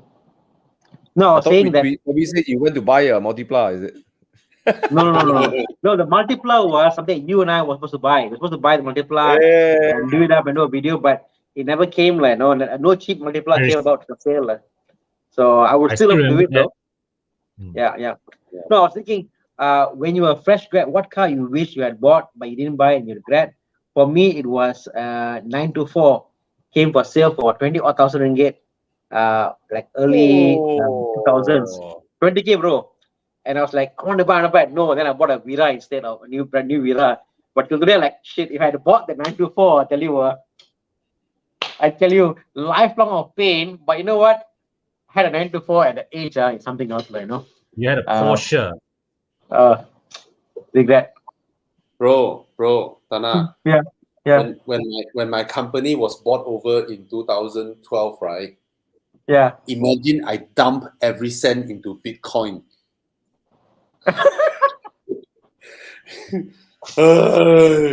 I would have bought an aircraft carrier now, bro. Well, not really, Bobby. You would have. Okay, if you had bought Bitcoin, then you make money. You withdraw. Then you put more money in. Then now you bankrupt already. So yeah, in like Oh. you Hey, it's You still could have. 20,000 though. It's still 20,000 US dollar Bitcoin, true. right? Yeah. Oh, oh well. Okay, guys. So let's take another fresh grad question. But this guy has a budget of 500K. Oh. Vela. Who's the father, bro? Bro, The you picture is cannot there. say that. Maybe his first job is damn fucking sorry. Is very like king you know? Yeah. Bro, the last guy the last question that I got from a 19-year-old, his budget is 700K. He PM me. He hasn't even finished studying yet. Then I was like, crypto? And said, yeah. Anyway, okay, you are a fresh grad. Why the hell you want a big SUV? 500K. Can we find a Ferrari with 500K? No lah, bro, I'm sure you because can. Vela has that gangster rapper kind of feel, black color, I you mean, know. provided he wants to have sex behind the car, what's the point? I mean, it has a Buy very a huge foot, right? You Buy I a mean, get hotel room. It's wait, nicer. 500K cannot get California already. Cannot. Couldn't get 500K. It's old You gotta go like Cannot. cannot. This The new ones are generation too much. of G wagons they are extremely uncomfortable. They are very uncomfortable. No. Out. 500K for me, it will be a AMG GT, but that's still a 570, 580 lah. Can stretch one, can one, bro. AMG GT. It's less than 20% stretch. Yeah. GT is about I guess you can nego lah. Payments and boxes are so very common. I guess even outstanding, right? Ridiculously outstanding. AMG GT lah. They're 550,000, 560,000. They stick out. They're so handsome looking. So handsome. Really special, you know. Yeah. Panamera, Mystic Mac is saying go Panamera, but I don't know. Panamera is like, I don't know, for fresh grad, Yeah. no. And then GTR you want, then you're like like what Abenga, like gangster. I mean, if you buy a Panamera or a Vela or a Cayenne, all this, right, you will look like you're driving your parents' car out, Yes. right? Yes. Yeah. So we want to suggest you something that looks like it's your car, not you getting permission from your brother or your father, mother, and then you drive their car out, right? So yeah, that's my thoughts. 500K. What can we find you? For me, it's AMG lah. Okay, the safe choice is a Cayman 718 lah. It's a safe choice, right? That would be Yeah. a safe. 718 Boxster Cayman will be an absolutely safe choice. I don't think 911 is possible too, but I think 718 will be there lah. Yeah. I think 911 is a very good choice as well. A 991. Yeah. But again, depending if he likes that whole NA feel and stuff, I think, bro, Darshan, I think you should get a Boxster because the convertible, and it's, that whole convertible thing is just so cool, and it's not common. People like your friends might say, "Hey, yeah, why get convertible?" I mean, but that's the point, right? When chicks talk to you, it's like, "Oh, you drive a convertible, you're special, right?" Yeah, go for GTS, bro. GTS. Holy Boxster S shit! lah. Yes. Holy shit! Try and challenge my choice. Jiang, click, come. Try and challenge this. Come, Jiang. Come. Whoa, really? Oh, Bobby, I need to What qualify is this. the thing or this one? Hey, why is it not loading? Yeah. But you got Okay. this color a bit young, not very fresh grad lah, but look, Yeah, it's a lah. It's a Targa, bit. right? It's It's a Targa. it's for Bobby, you and me, Bobby. For us lah, it's not a fresh grad kind of car lah. It's a 911 Targa. He can Yeah. go visit Thomas Heng, right? And get don't know, Gundam theme rap. Yeah, you can rap. Yeah. Or rap big, I don't know, but no matter. Okay, the thing is this: you buy this car, right? You can drive it for 5 years, 8 years. You won't lose a single cent. Yeah, you won't Hey, lose money. Bobby, you always said you wanted a new convertible there. I think this one is very suitable for Bobby Ang. Yes, it is. If I didn't buy either the RS6 or the Aston, then I would definitely. I mean, I love the 911 Targa. Okay, if it's at this price point that time, right? I might have just bought it, but it wasn't. That time it was still, I think 800K or something like that. Okay, you think about this, everybody. Okay, the Boxsters, right now, the 981 Boxsters have stabilized at 300,000. 981 Boxsters, even those that already not, you almost can't get loan anymore. They will stabilize around this price. Let's say they stabilize around 280. Okay, around that. Now, if a Boxster is stabilizing at 300K, is it reasonable for a 911 to stabilize at 380,000? A 911 991, 380,000. If it's logic, then a 911 Cabrio is okay to stabilize at 450. If a 911 Cabrio is reasonable to stabilize at 450, right?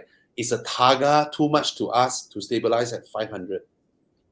The Targa will be there, 500K, and that's it. And I guess in terms of the Porsche guys, this Targa is a very unique Targa lah.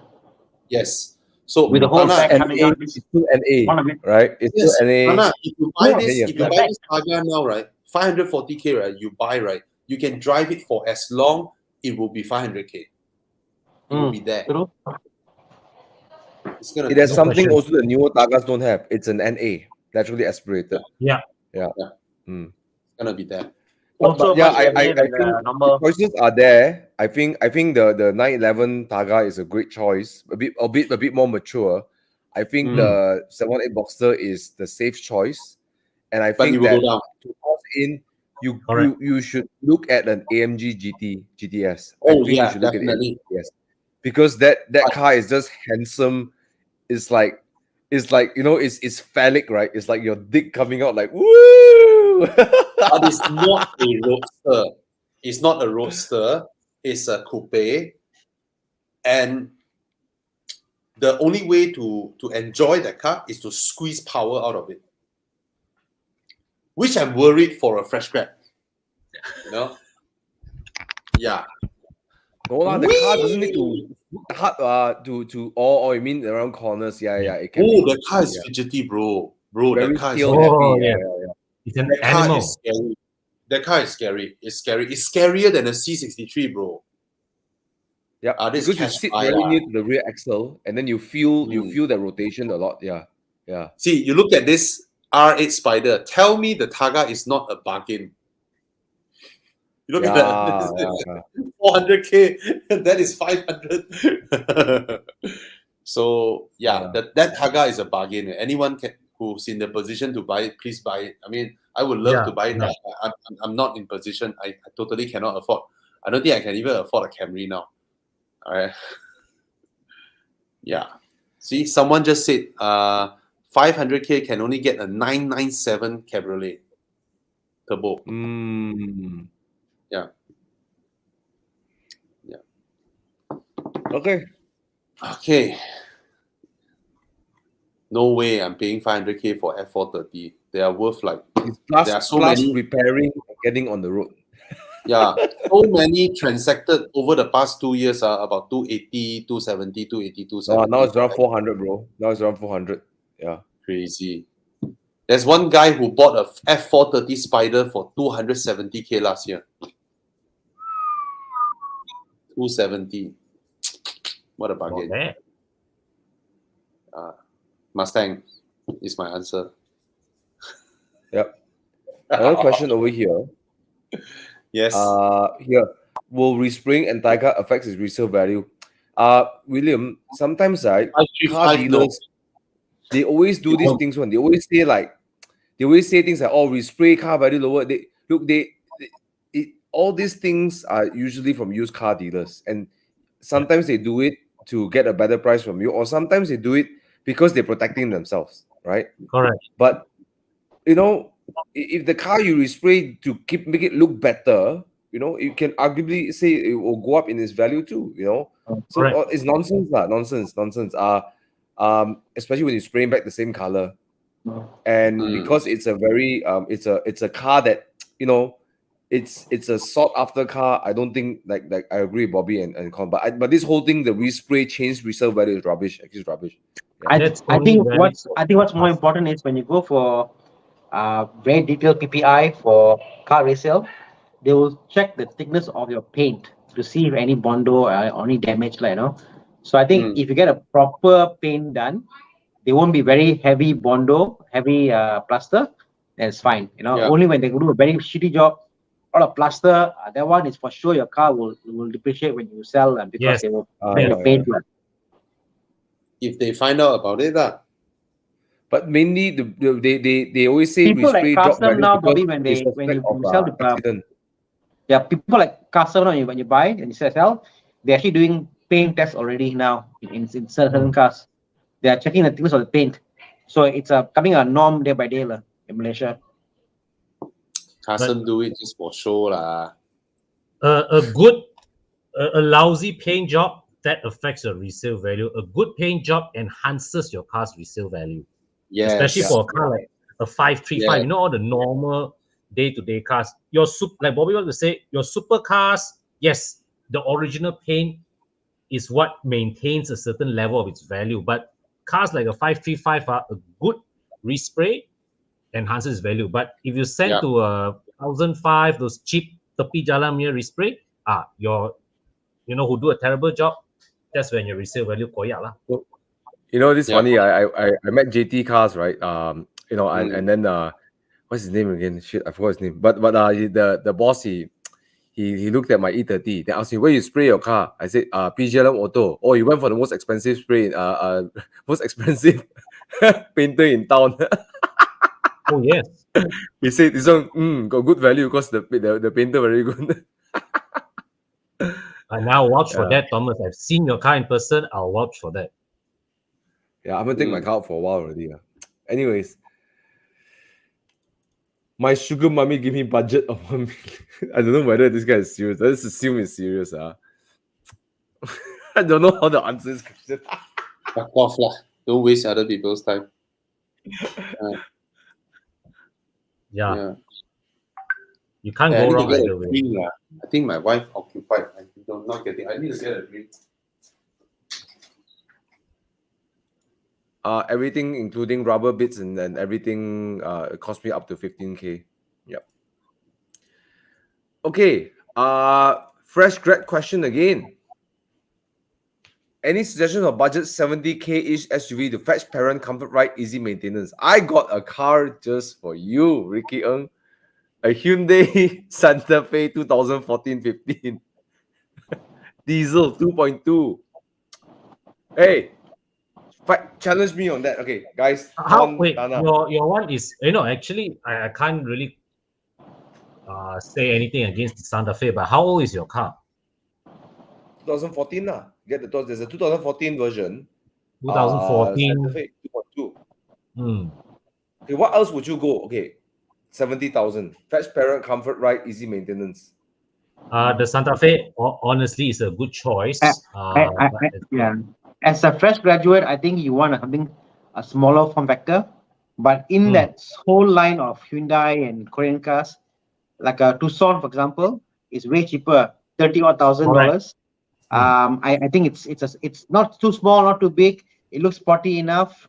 Very easy to maintain. Small engine. You will get a much newer example. Tucson, what year? What year Tucson? I would say at 70K, you should be able to get at least 2016. But I could be wrong. Let's find out. I think like 40K can get what they call 215, but it's very cheap. I'm looking at RAV Force. There's not a lot of RAV Force in the later ones. No.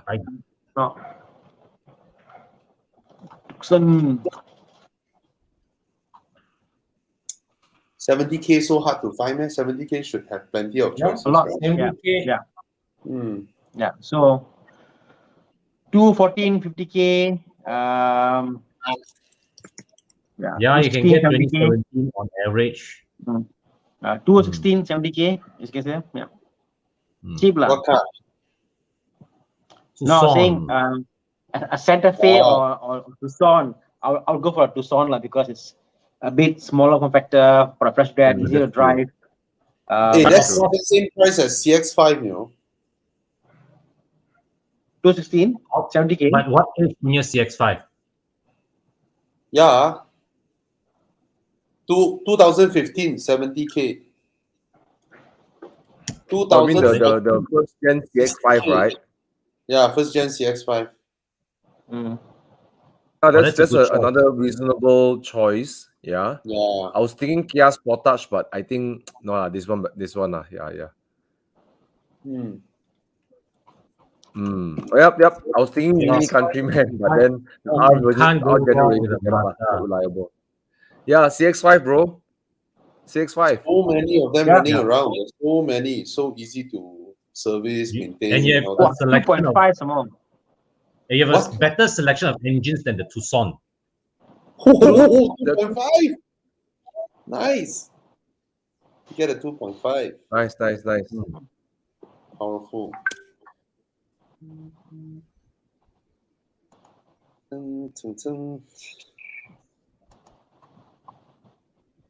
All right. So of you, I think CX5 is the safest choice, if you don't want any problems, everything. I think. Well, actually, the Hyundai's 2.0 also okay, right?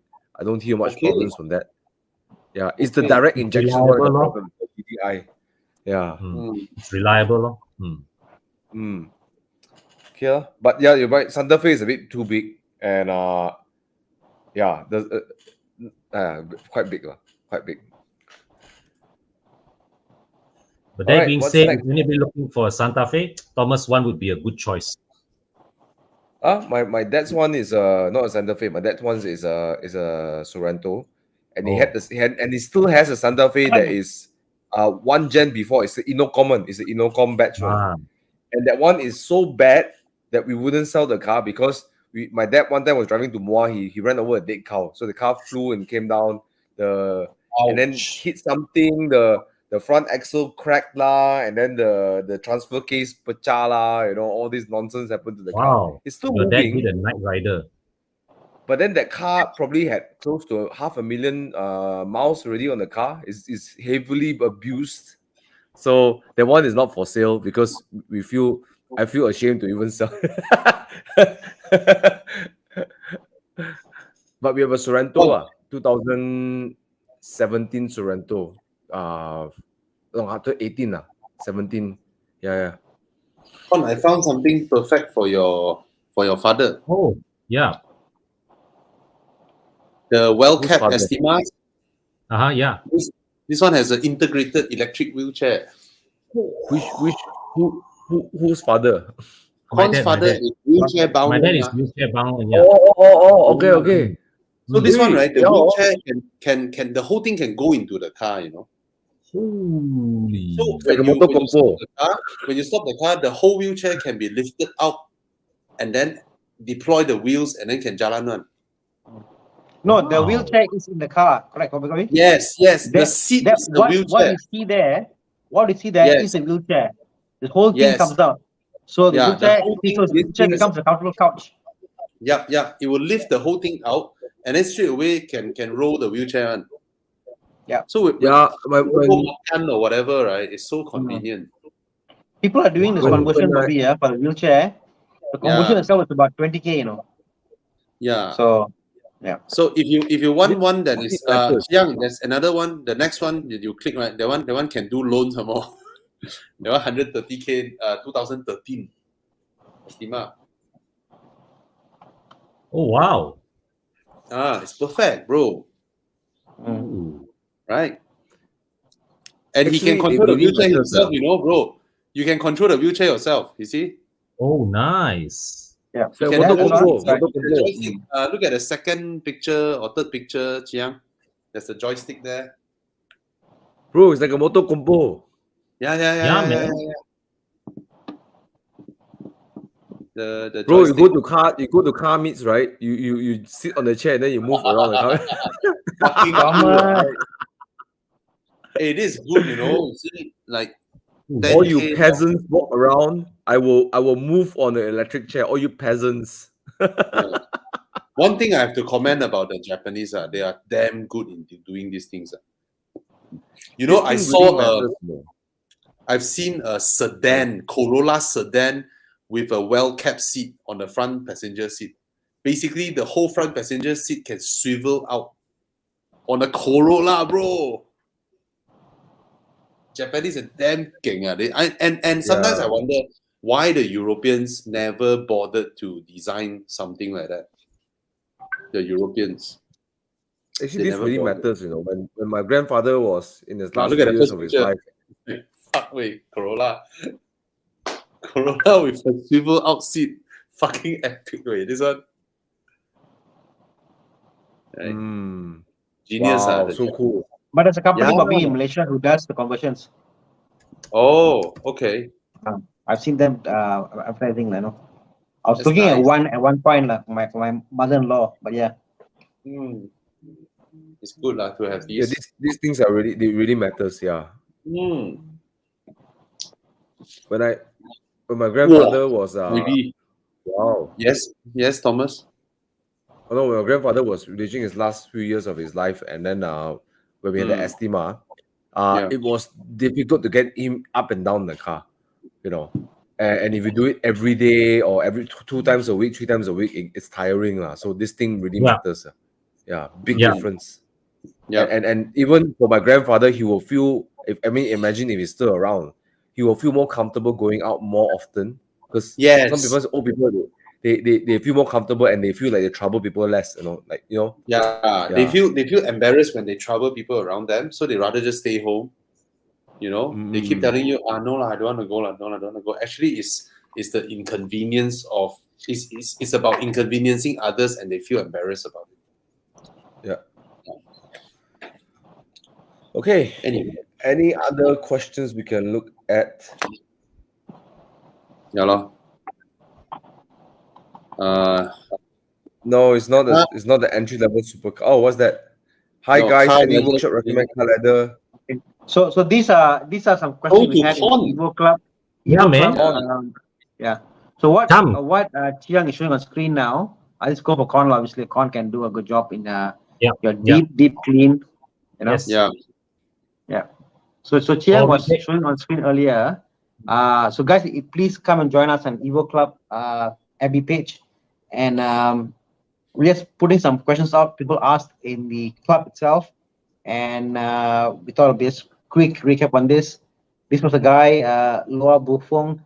He said his Jaguar ECU went for no reason, 18,000 to replace, and this was a question about cars being thrown away after 10 years, and what are your thoughts on the matter? Will that happen in Malaysia? I don't think so. In Malaysia, will implement 10-year car rule. I tell you, right before election, right, these things, people will raise these issues. And when they raise these issues, right, it creates fear and worry in the lower class, lower income class. And then closer to election, the politicians will come out and say, we cannot do this. We must take care of the poor people. And then the poor people say, I will vote for you. I tell you guys, these are all tactics. Don't fall for all these election tactics, all right? It won't stop. Every time near election, they will create racial tension. They will say stupid things. Let's say they say stupid things like, KL's flood should be turned into a tourism attraction. You think that person is dumb? He's not dumb. He will say dumb things so that people start scolding politicians. And then when they scold politicians, no matter how, it will spill into scolding the racial or religion background of that politician.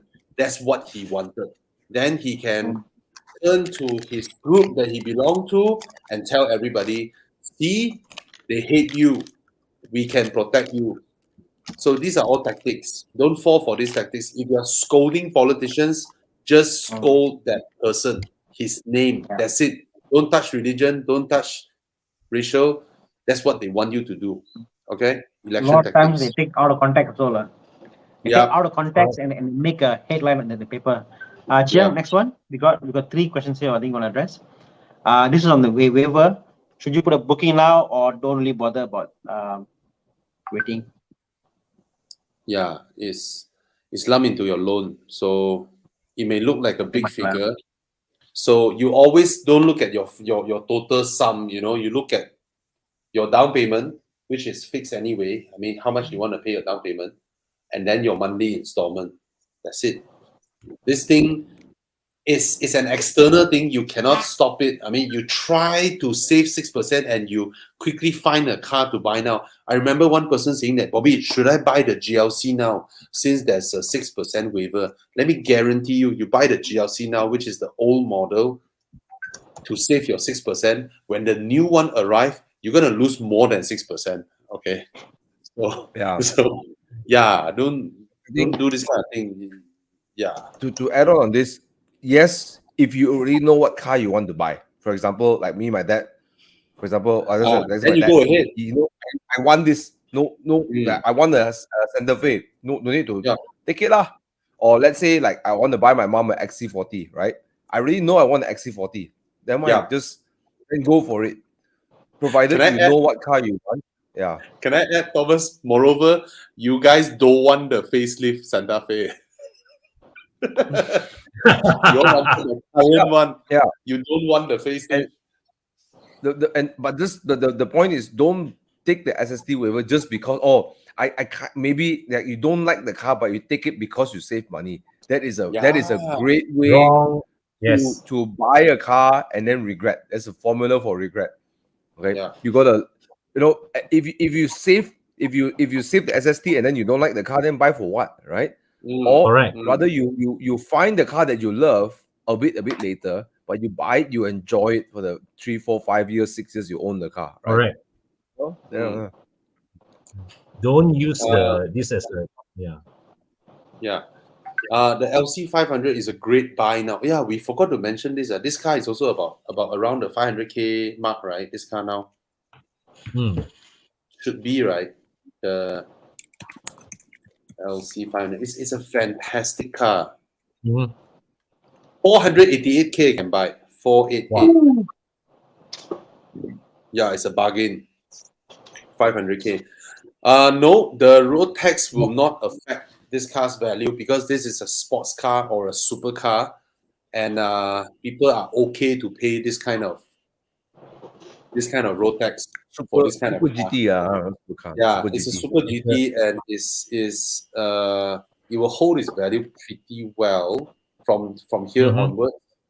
I don't see this car go to 300, 350 anytime soon. It will maintain here for quite a long time because of its rarity. Yeah. And it's a Lexus. Okay. So it's very easy to differentiate whether a high CC car has resale value or not, whether it has sound. All right. If it is a sedan with a big CC with no sound, like those old Mercedes S500, S600, those got no resale value. If it's in a sports car, that makes a nice grunt, sports car and all that, it most of the time they have good resale value. Case in point, LS460 versus LT500. Yeah. Both Lexus. One makes sound. No? Yeah. So there you go. Sports cars, GTs, they generally, after they go below 500, they are quite resilient from there onwards. Okay. What else? Anything else you guys want to ask? Dash cam, best brand, cheapest is 70 Maya. Bang for buck. Yeah, very, very good price. And they cost like what? They start from 300 plus ringgit and then they give you 4K, proper recording, very easy interface. And yeah. Okay. Bobby, this one, I think, question for you. Is it worth it? The new one already come to 460 horsepower or hasn't arrived yet, the 460 horsepower one. I mean, that time you guys reviewed the XC790, you got the Polestar also, but that time, I think what you paid the last time I drove the XC90, there was no, that car didn't have a Polestar upgrade. Okay, my first XC90 has Polestar upgraded. So the difference that I felt can only be felt if you own the car for like at least 6 months. All right. If you test drive the car and then when you buy the car, you immediately added Polestar, I can tell you, it'll be very difficult for you to find the differences. It's a very minor bump in horsepower. And in the early generation, 2017, it actually improves the braking regeneration, brake feeling, and that's about it. It's very mild, very, very mild. So I would recommend you drive your XC90 for a longer period of time first, then only you top up to get the Polestar tune, because it's a very mild tune, super mild. It's basically a software tune, right? It's I mean, most turbocharged cars are software tuned. Yeah, it's basically a stage one tune. Yeah. I will call Polestar a stage 0.5 tune. It's so mild. It's very, very mild because the engine is already highly tuned. The engine Correct. already highly tuned when you got it. I So mean, it's 320 horses. yeah, stock And you I guess get. the advice for anybody want to tune the cars, please drive your car sometime first. Even if it's an old car, buy a used car and you Yeah. want to tune the car. Unless you have experienced driving many cars, drive the car first for a couple of months, get to know the car and tune the car. At least you feel good about it, like, you know. There are other tunes out there, but Polestar is the only tune that doesn't affect your warranty. Okay, so you buy the car, you own the car, you drive it for at least 6 months first, 6 or 8 months even.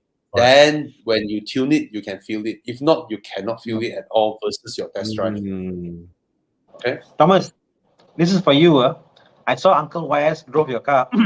So did you feel different about your car after Uncle YS drove it? Not really. I feel differently about my driving skills after the car performed as what it did. You know, it was I drove quite a bit in it, so I know the capacity of the car. I did it on Gymkhana. We took it on Gymkhana on track, so I more or less know where the limits of the Spider is. But I was more like, you know, I see myself differently. The gap is very far. actually, I watched that video, Thomas. Yeah. I think you can drive around that.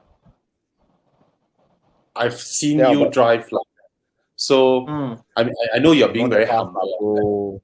I know you're very humble, but I watched that video. Is nothing out of your. I mean, I'm not saying anything. I'm just saying that you are a very accomplished driver, and I've seen you drive like that as well. And of course, Uncle YS is not going all out, right? But to me, I don't see a like what you mentioned. There's a big gap, lah. I think you are like, lor. Wow, you see that? I've seen Thomas taking. Seen Thomas taking any car he'll drive. You're always behind him, trying to chase up to him, lah. You know, whatever it is. So I think Thomas. Of course, Uncle YS can do a lot of things that you don't know how to do, lah. Like sideways jump over a crest. Then the moment the car comes down, you can swing the car. You know, the kind of stuff. I'm very sure you don't even know shit how to do that, lah. Because he's a rally driver, right? There are things he was also playing with the car a bit. He wasn't just all out gunning speed. And it's his first time. He's also playing. And then he would do things like he would go in the corner hot, brake hard, then use the throttle to jet the car to rotate. He's playing with the car that much. So I think there are a lot of things he can do, lah. So there's a skill. It's not just in the speed. His skill is in the whole dynamics of the car, right? Definitely. The way he manipulate and read the car. If you pass him the car for like 3 weeks, right? Then that will be a crazy Genting run video. That will be one crazy one. Uncle YS, I mean, rally drivers are a different breed. They are a different breed. Oh, yes. Yeah. Ivan Kong, all this Zenlo, all this Alex Wong. All different breed, bro. Okay, let's take a look at some questions. All right. Mark 8 or G20 330i M Sport, which is more fun? The perennial. How much is a MK8, guys? 212. 200. Yeah. 212 or 207. They're about right? the same as the Mark 6 GTI used to cost, amazingly. Wow. Then and the M Sport 22 is 300 plus, 290, right? Yeah. But it's I mean, okay lah. Facts. The G20 drives more fun. Correct. It's fun. But I think for an average driver, they will be able to extract more out of the GTI. I agree. I totally agree. The G20 has higher potential, but average drivers will make more use of the GTI. Yes. But the Mark 8 GTI, it's so easy to drive fast. Like when I'm driving up to Genting, I did my first ASMR, whatever. I just without any like, without any script, nothing, I just drive, right? And I found myself like, shit, I'm going really fast. I'm really, like, I'm going really fast, but the sensation in the car doesn't feel fast. And they have this thing called the VDS, Vehicle Dynamics something Manager, VDM. Yeah. Last time they have that to control the there's an E differential, right? It's an electronic differential. Now it controls the dampers as well. So when you lean, it will keep the car neutral around the corner. So it's a very weird sensation. You don't feel roll because the damper is hiding the rolls, and it's just you can go fast lah. Yeah, you can go fast easily. But yeah, I don't know. I compare with that. Like, to me, it's like I'm at an age now that I want to feel that the car is going fast. I want to feel that it's pushing me and stuff. But I don't want to go fast. If possible, I want to go slower, and I feel like car going faster. And that's why I like a rear-wheel drive car. But you're right, the GTI will make you go faster. It's much more potent. So we need a Suzuki Swift Sport. Oh yeah. Yes. Yes. Yeah. Oh my god, the Swift Sport, the Swift we drove that day, the Tesla 1.4, amazing, man. Amazing. It's just amazing. Amazing. All right, Z4. 35i for me.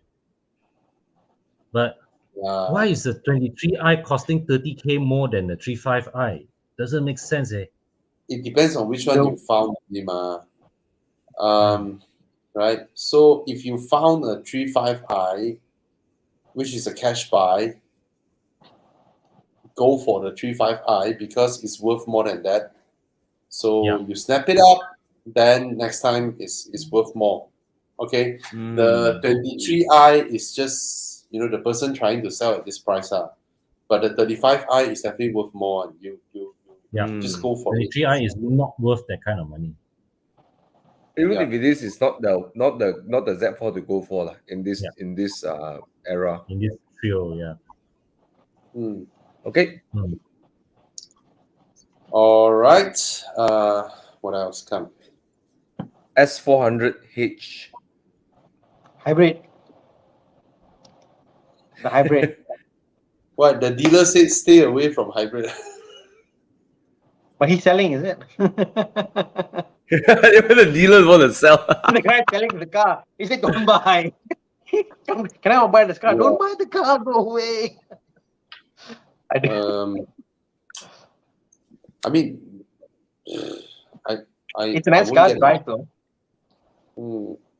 Hey, for a hybrid, the S400 holds its value not bad, No, but when it came out, it was way under. It was like very cheap. Remember, it came out like people like bought it out, sold out and stuff. So, I guess they compared to the price you start with, lah.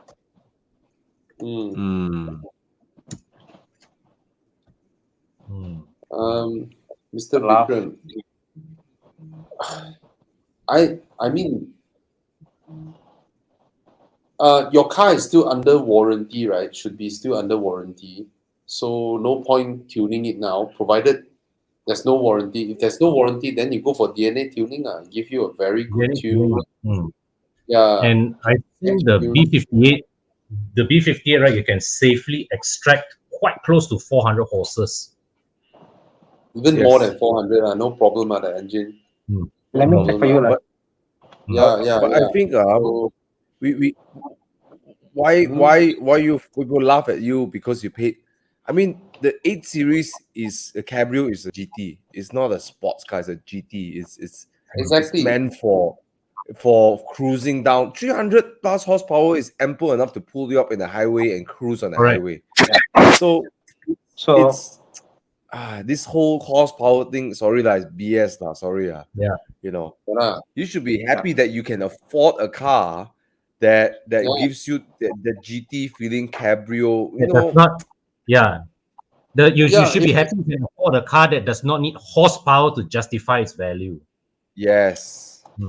Yeah, you can tune it with DNA tuning, a very safe tune, Yeah. and Yeah. and it will easily get your car to like 400 plus horsepower. So stage And, one is there. 400 horsepower. stage Holy. On and then stage two, obviously it goes more like, but that's just the stage one for Stage one is enough 845. Hey, this Yeah. is good enough already. This is ngam ngam. Tana, how much is this? If you Come and talk to Mike Yap myself for further details because it depends on your engine and stuff like, okay. Yeah. And it's a 3-liter, so No, the yeah. curve is not bad, eh? yeah, it's a I good think deal. it should only cost what 3K plus 4. Correct. Yep. Yeah, okay, 3-4K, and then Yeah. you get 400 You horsepower. upgrade yourself to an 850i. Yeah, Yeah. provided you have a warranty from BMW lah. If you don't have a So warranty, basically, But I think Vikram is the dude that came for the correct. I think Yeah. the car was Vikram. from Chuyang one, yes. Okay, Vikram, how's it like? Okay, if anybody says bad about this car, tell them you're driving a Supra. Then say, is Supra fast or not? So same engine, what more you want?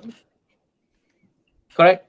So you are driving a Supra, I'm driving an 840i. So who's the So I think it's a very false fallacy to think about horsepower, like how it delivers, how smooth Correct. it is. Mm. When your car is awesome, man.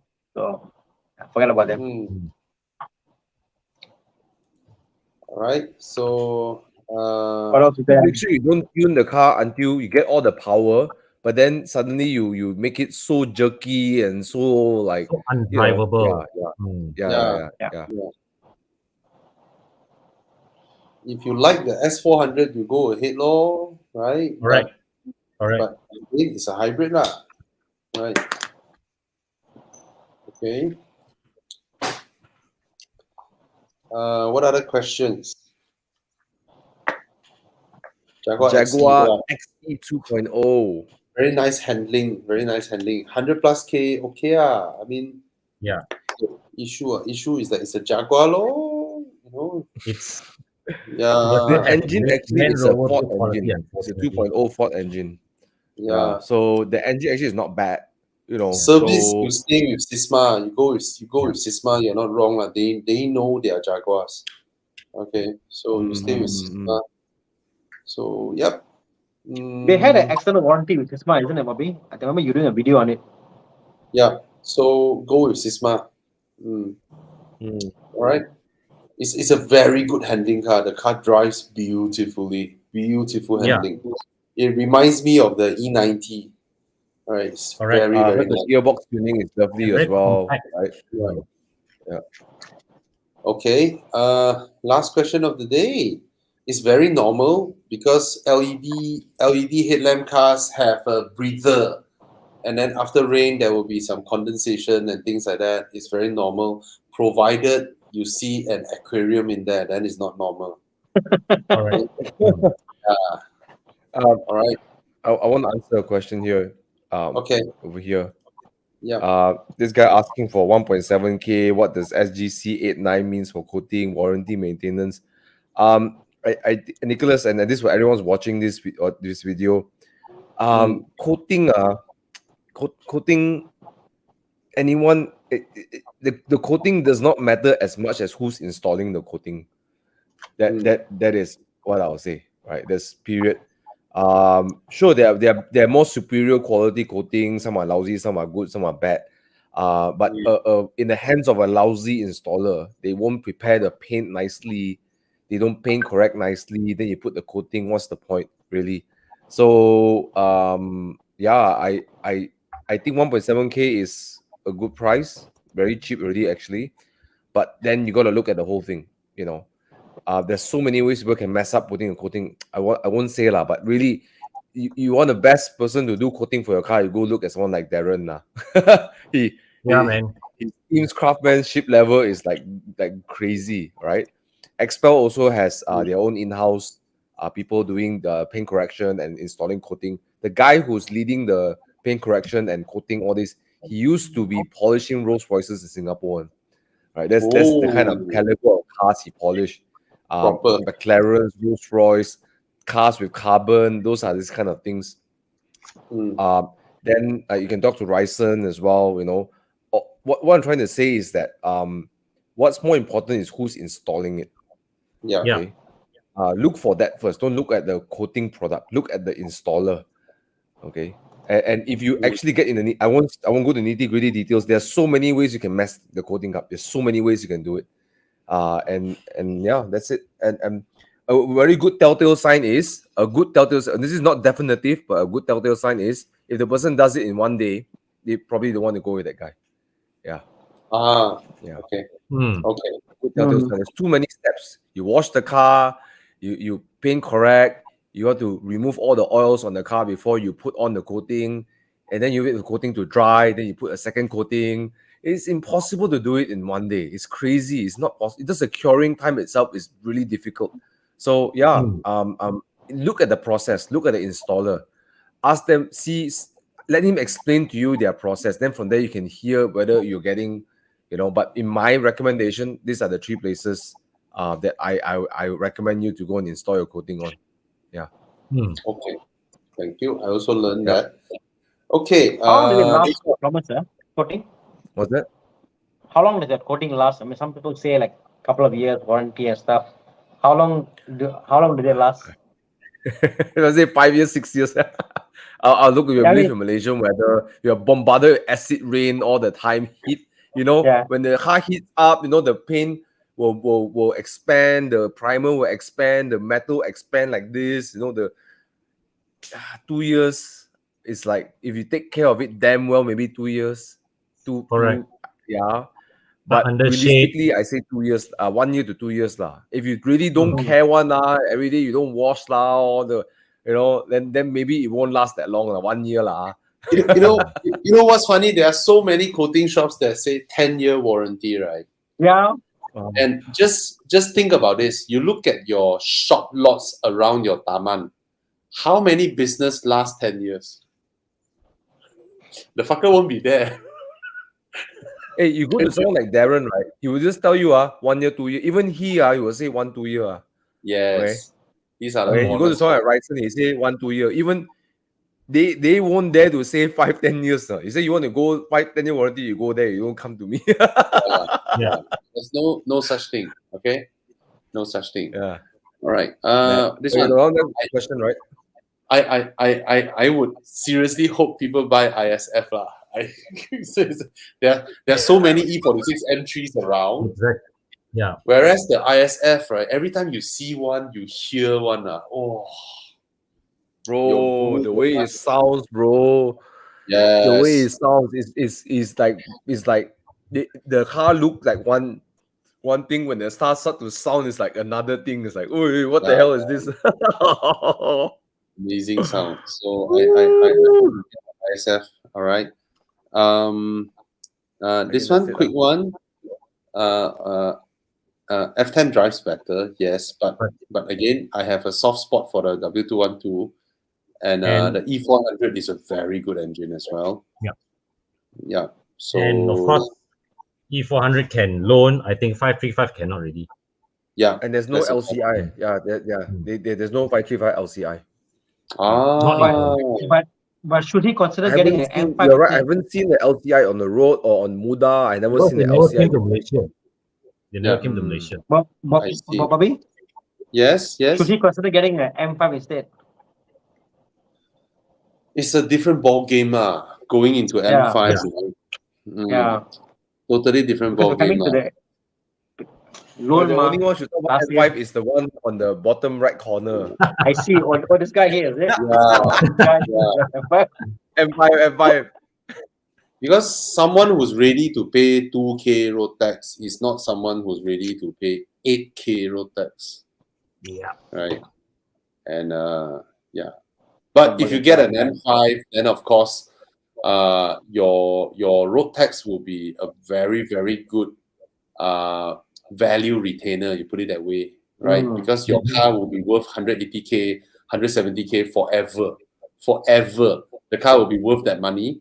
So you buy either of these, right? They're gonna depreciate more than 8K per year. True. Right? Apart from the 535 lah, 535 maybe 535 now depends is on- holding at 70, 80. The Oh, really really? early back. Wow. it's Mm. holding there. It's holding there. Whereas the non-53, the 523s and all, they are touching 50s already. The 211, 5 to 8 is at 50 odd K. Correct. The 523 also same.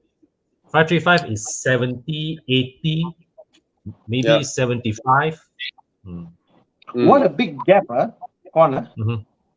Because What a big gap, it's a pure question of the abundance. 535, It's they like- are probably It's like 2 or Left 3 years apart, but the price difference is so great. Wow. Okay, this one for Thana.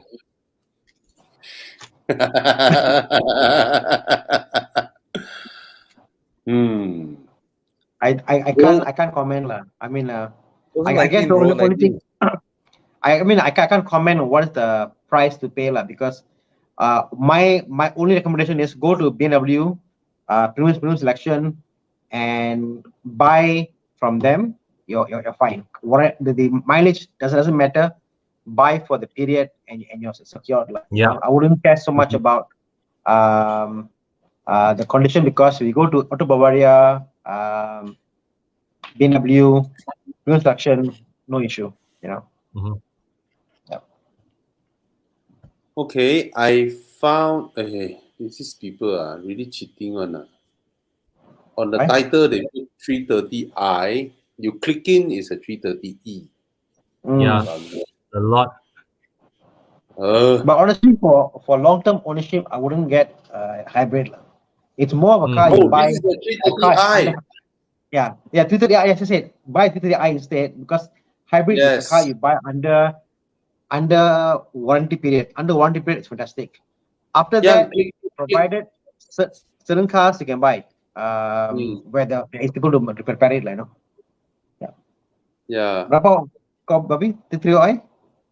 No, this is a 330e lah.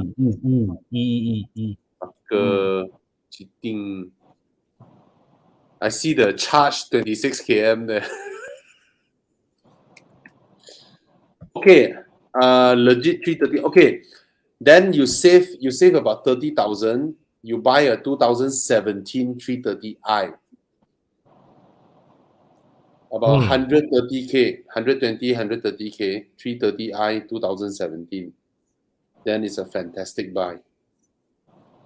Yeah. All right. But not many of those in the market, because BMW only sold them for a very short period of time.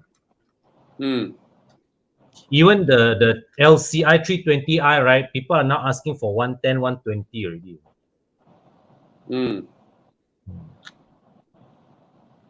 Interesting. Okay. The 2017 is cheaper.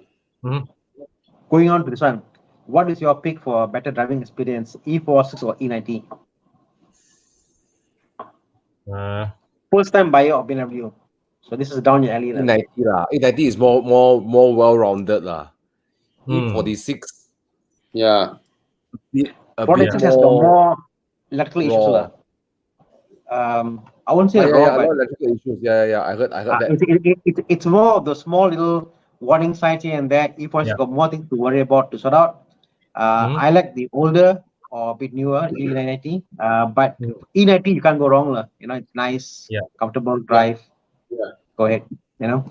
Quick one. SY Chang asked question about DNA tuning. Fork out more torque, horsepower doesn't exceed. Jerky to drive. I've never been on a DNA tuning car that was jerky to drive. All their cars tuned was smooth. It was nice, Dayton asked question. No weekly poison for corn. We did 3 times in the show. We poisoned corn. We try to make it a 5 for 5 for M5. We'll keep the poison alive for corn. So all of you out there, please showing in.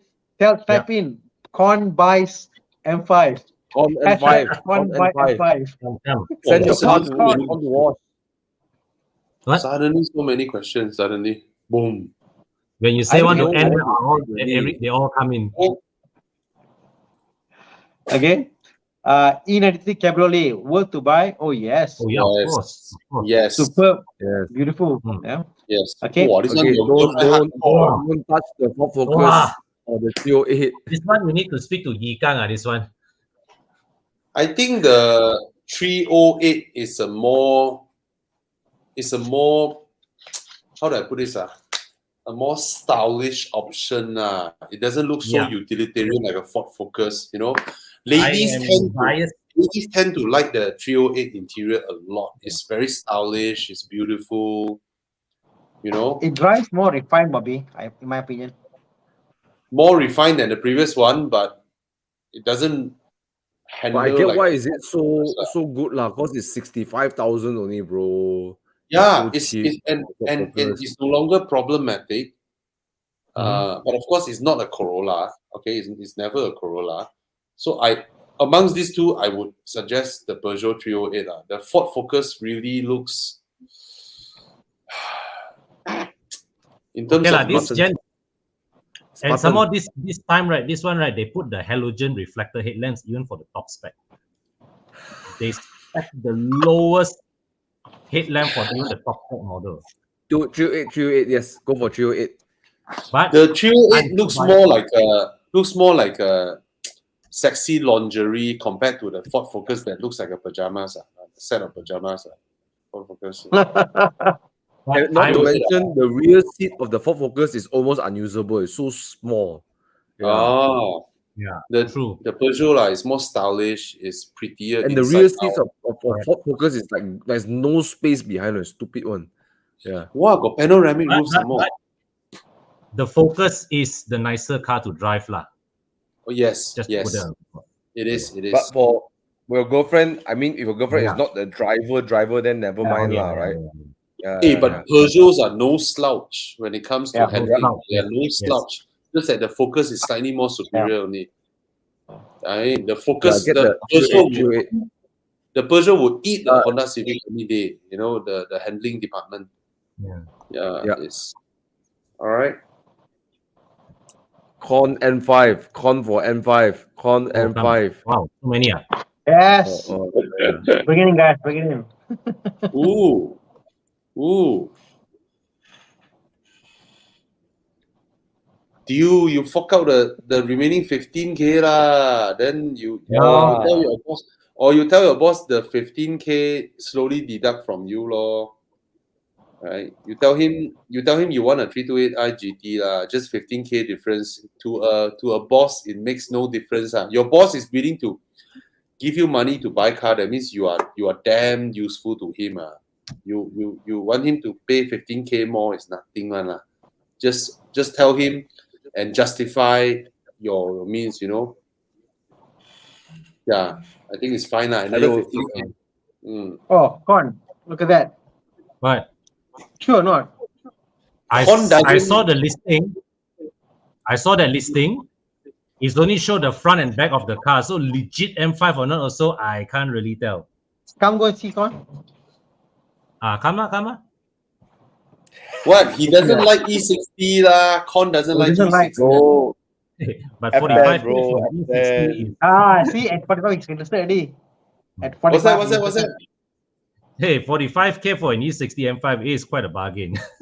If it's real lah. If it's real so Con's going to sell one of his E39, and then he's going to buy the E60 M5, and then he's going to get an F10 M5. So he got E39, he has E60, and then he has an F10. Wow. Con, then I'll buy you a old 5 series. I'll give you one as a gift, like, you know. To complete the E34, image, right?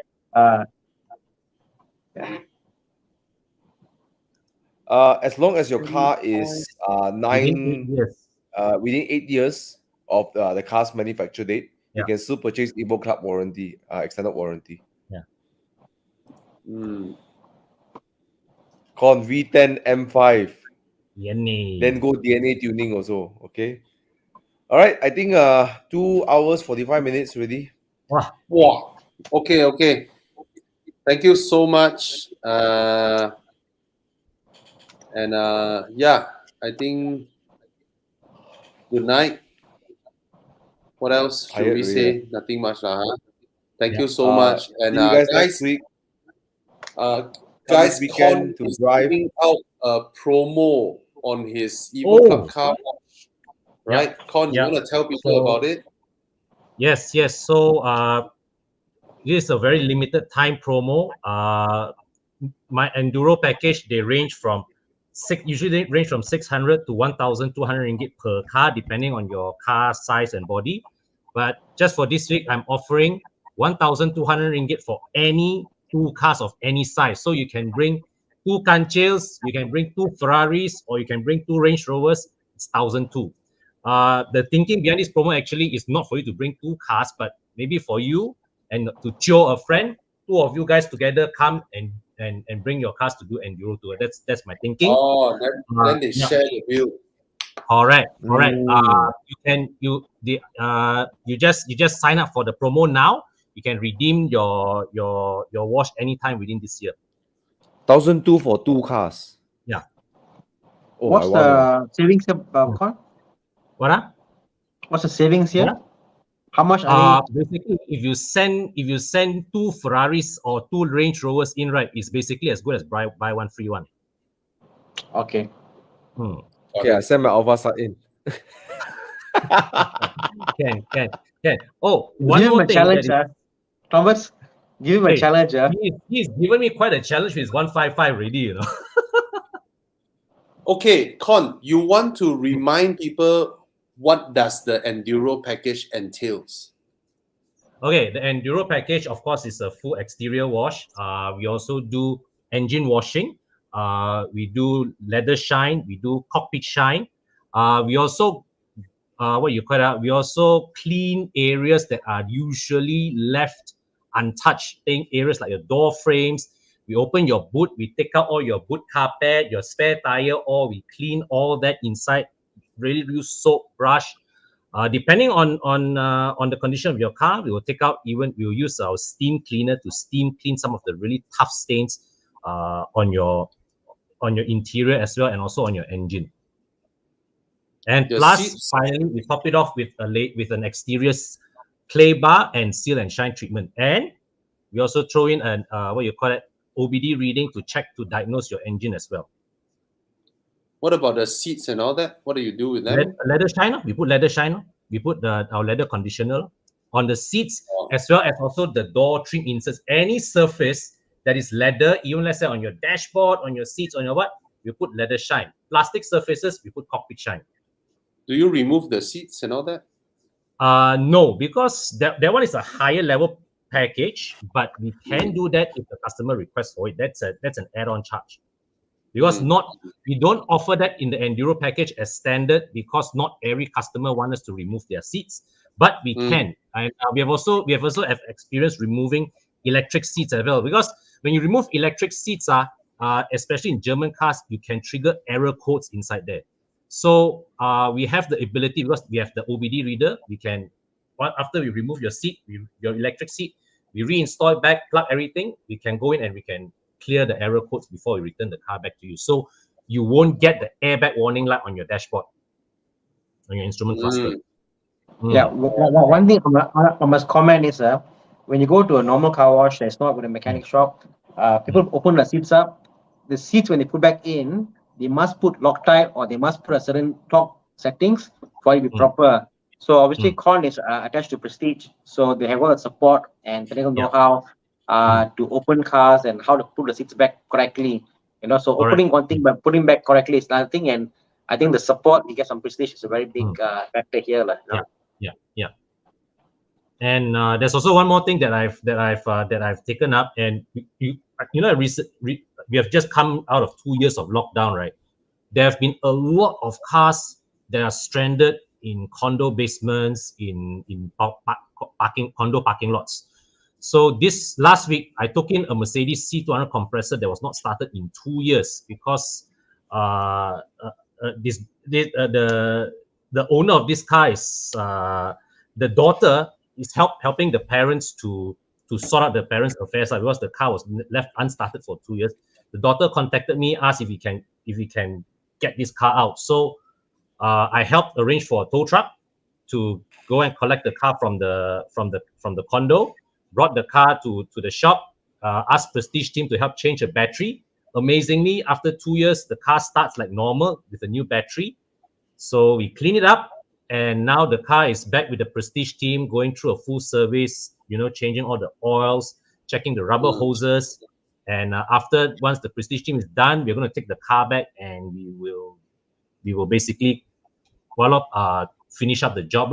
Right now, we have done the basic cleaning work. We have cleaned the engine. When we open up, look at the mold. Moldy, bro. I tell you, Thomas, if you sit in that car, right, you will be sneezing blood, man.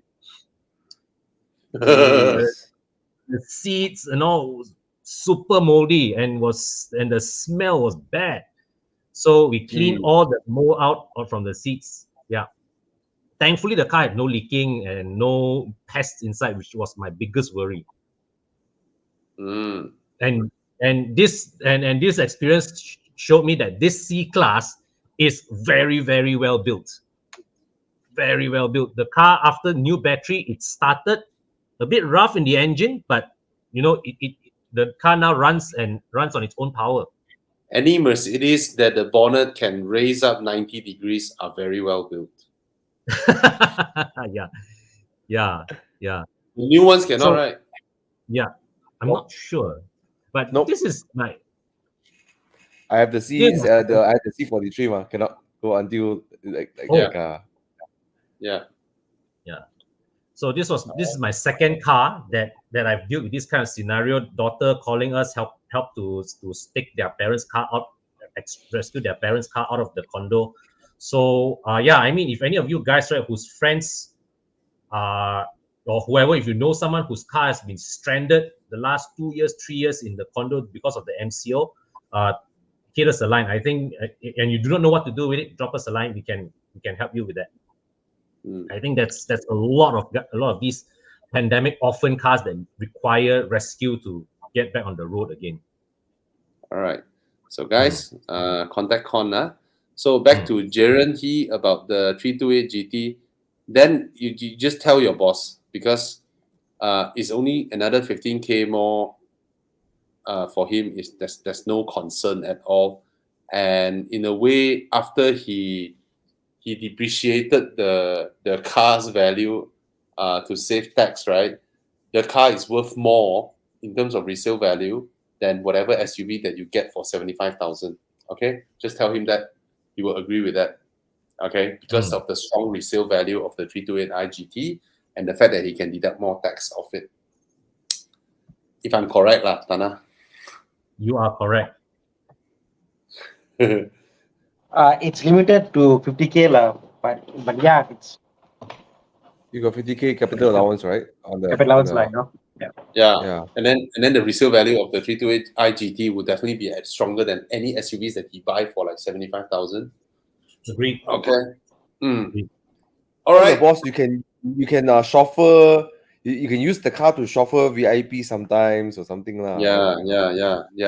Just tell him, or if not, ask him to come see me. Okay, I'll brainwash him.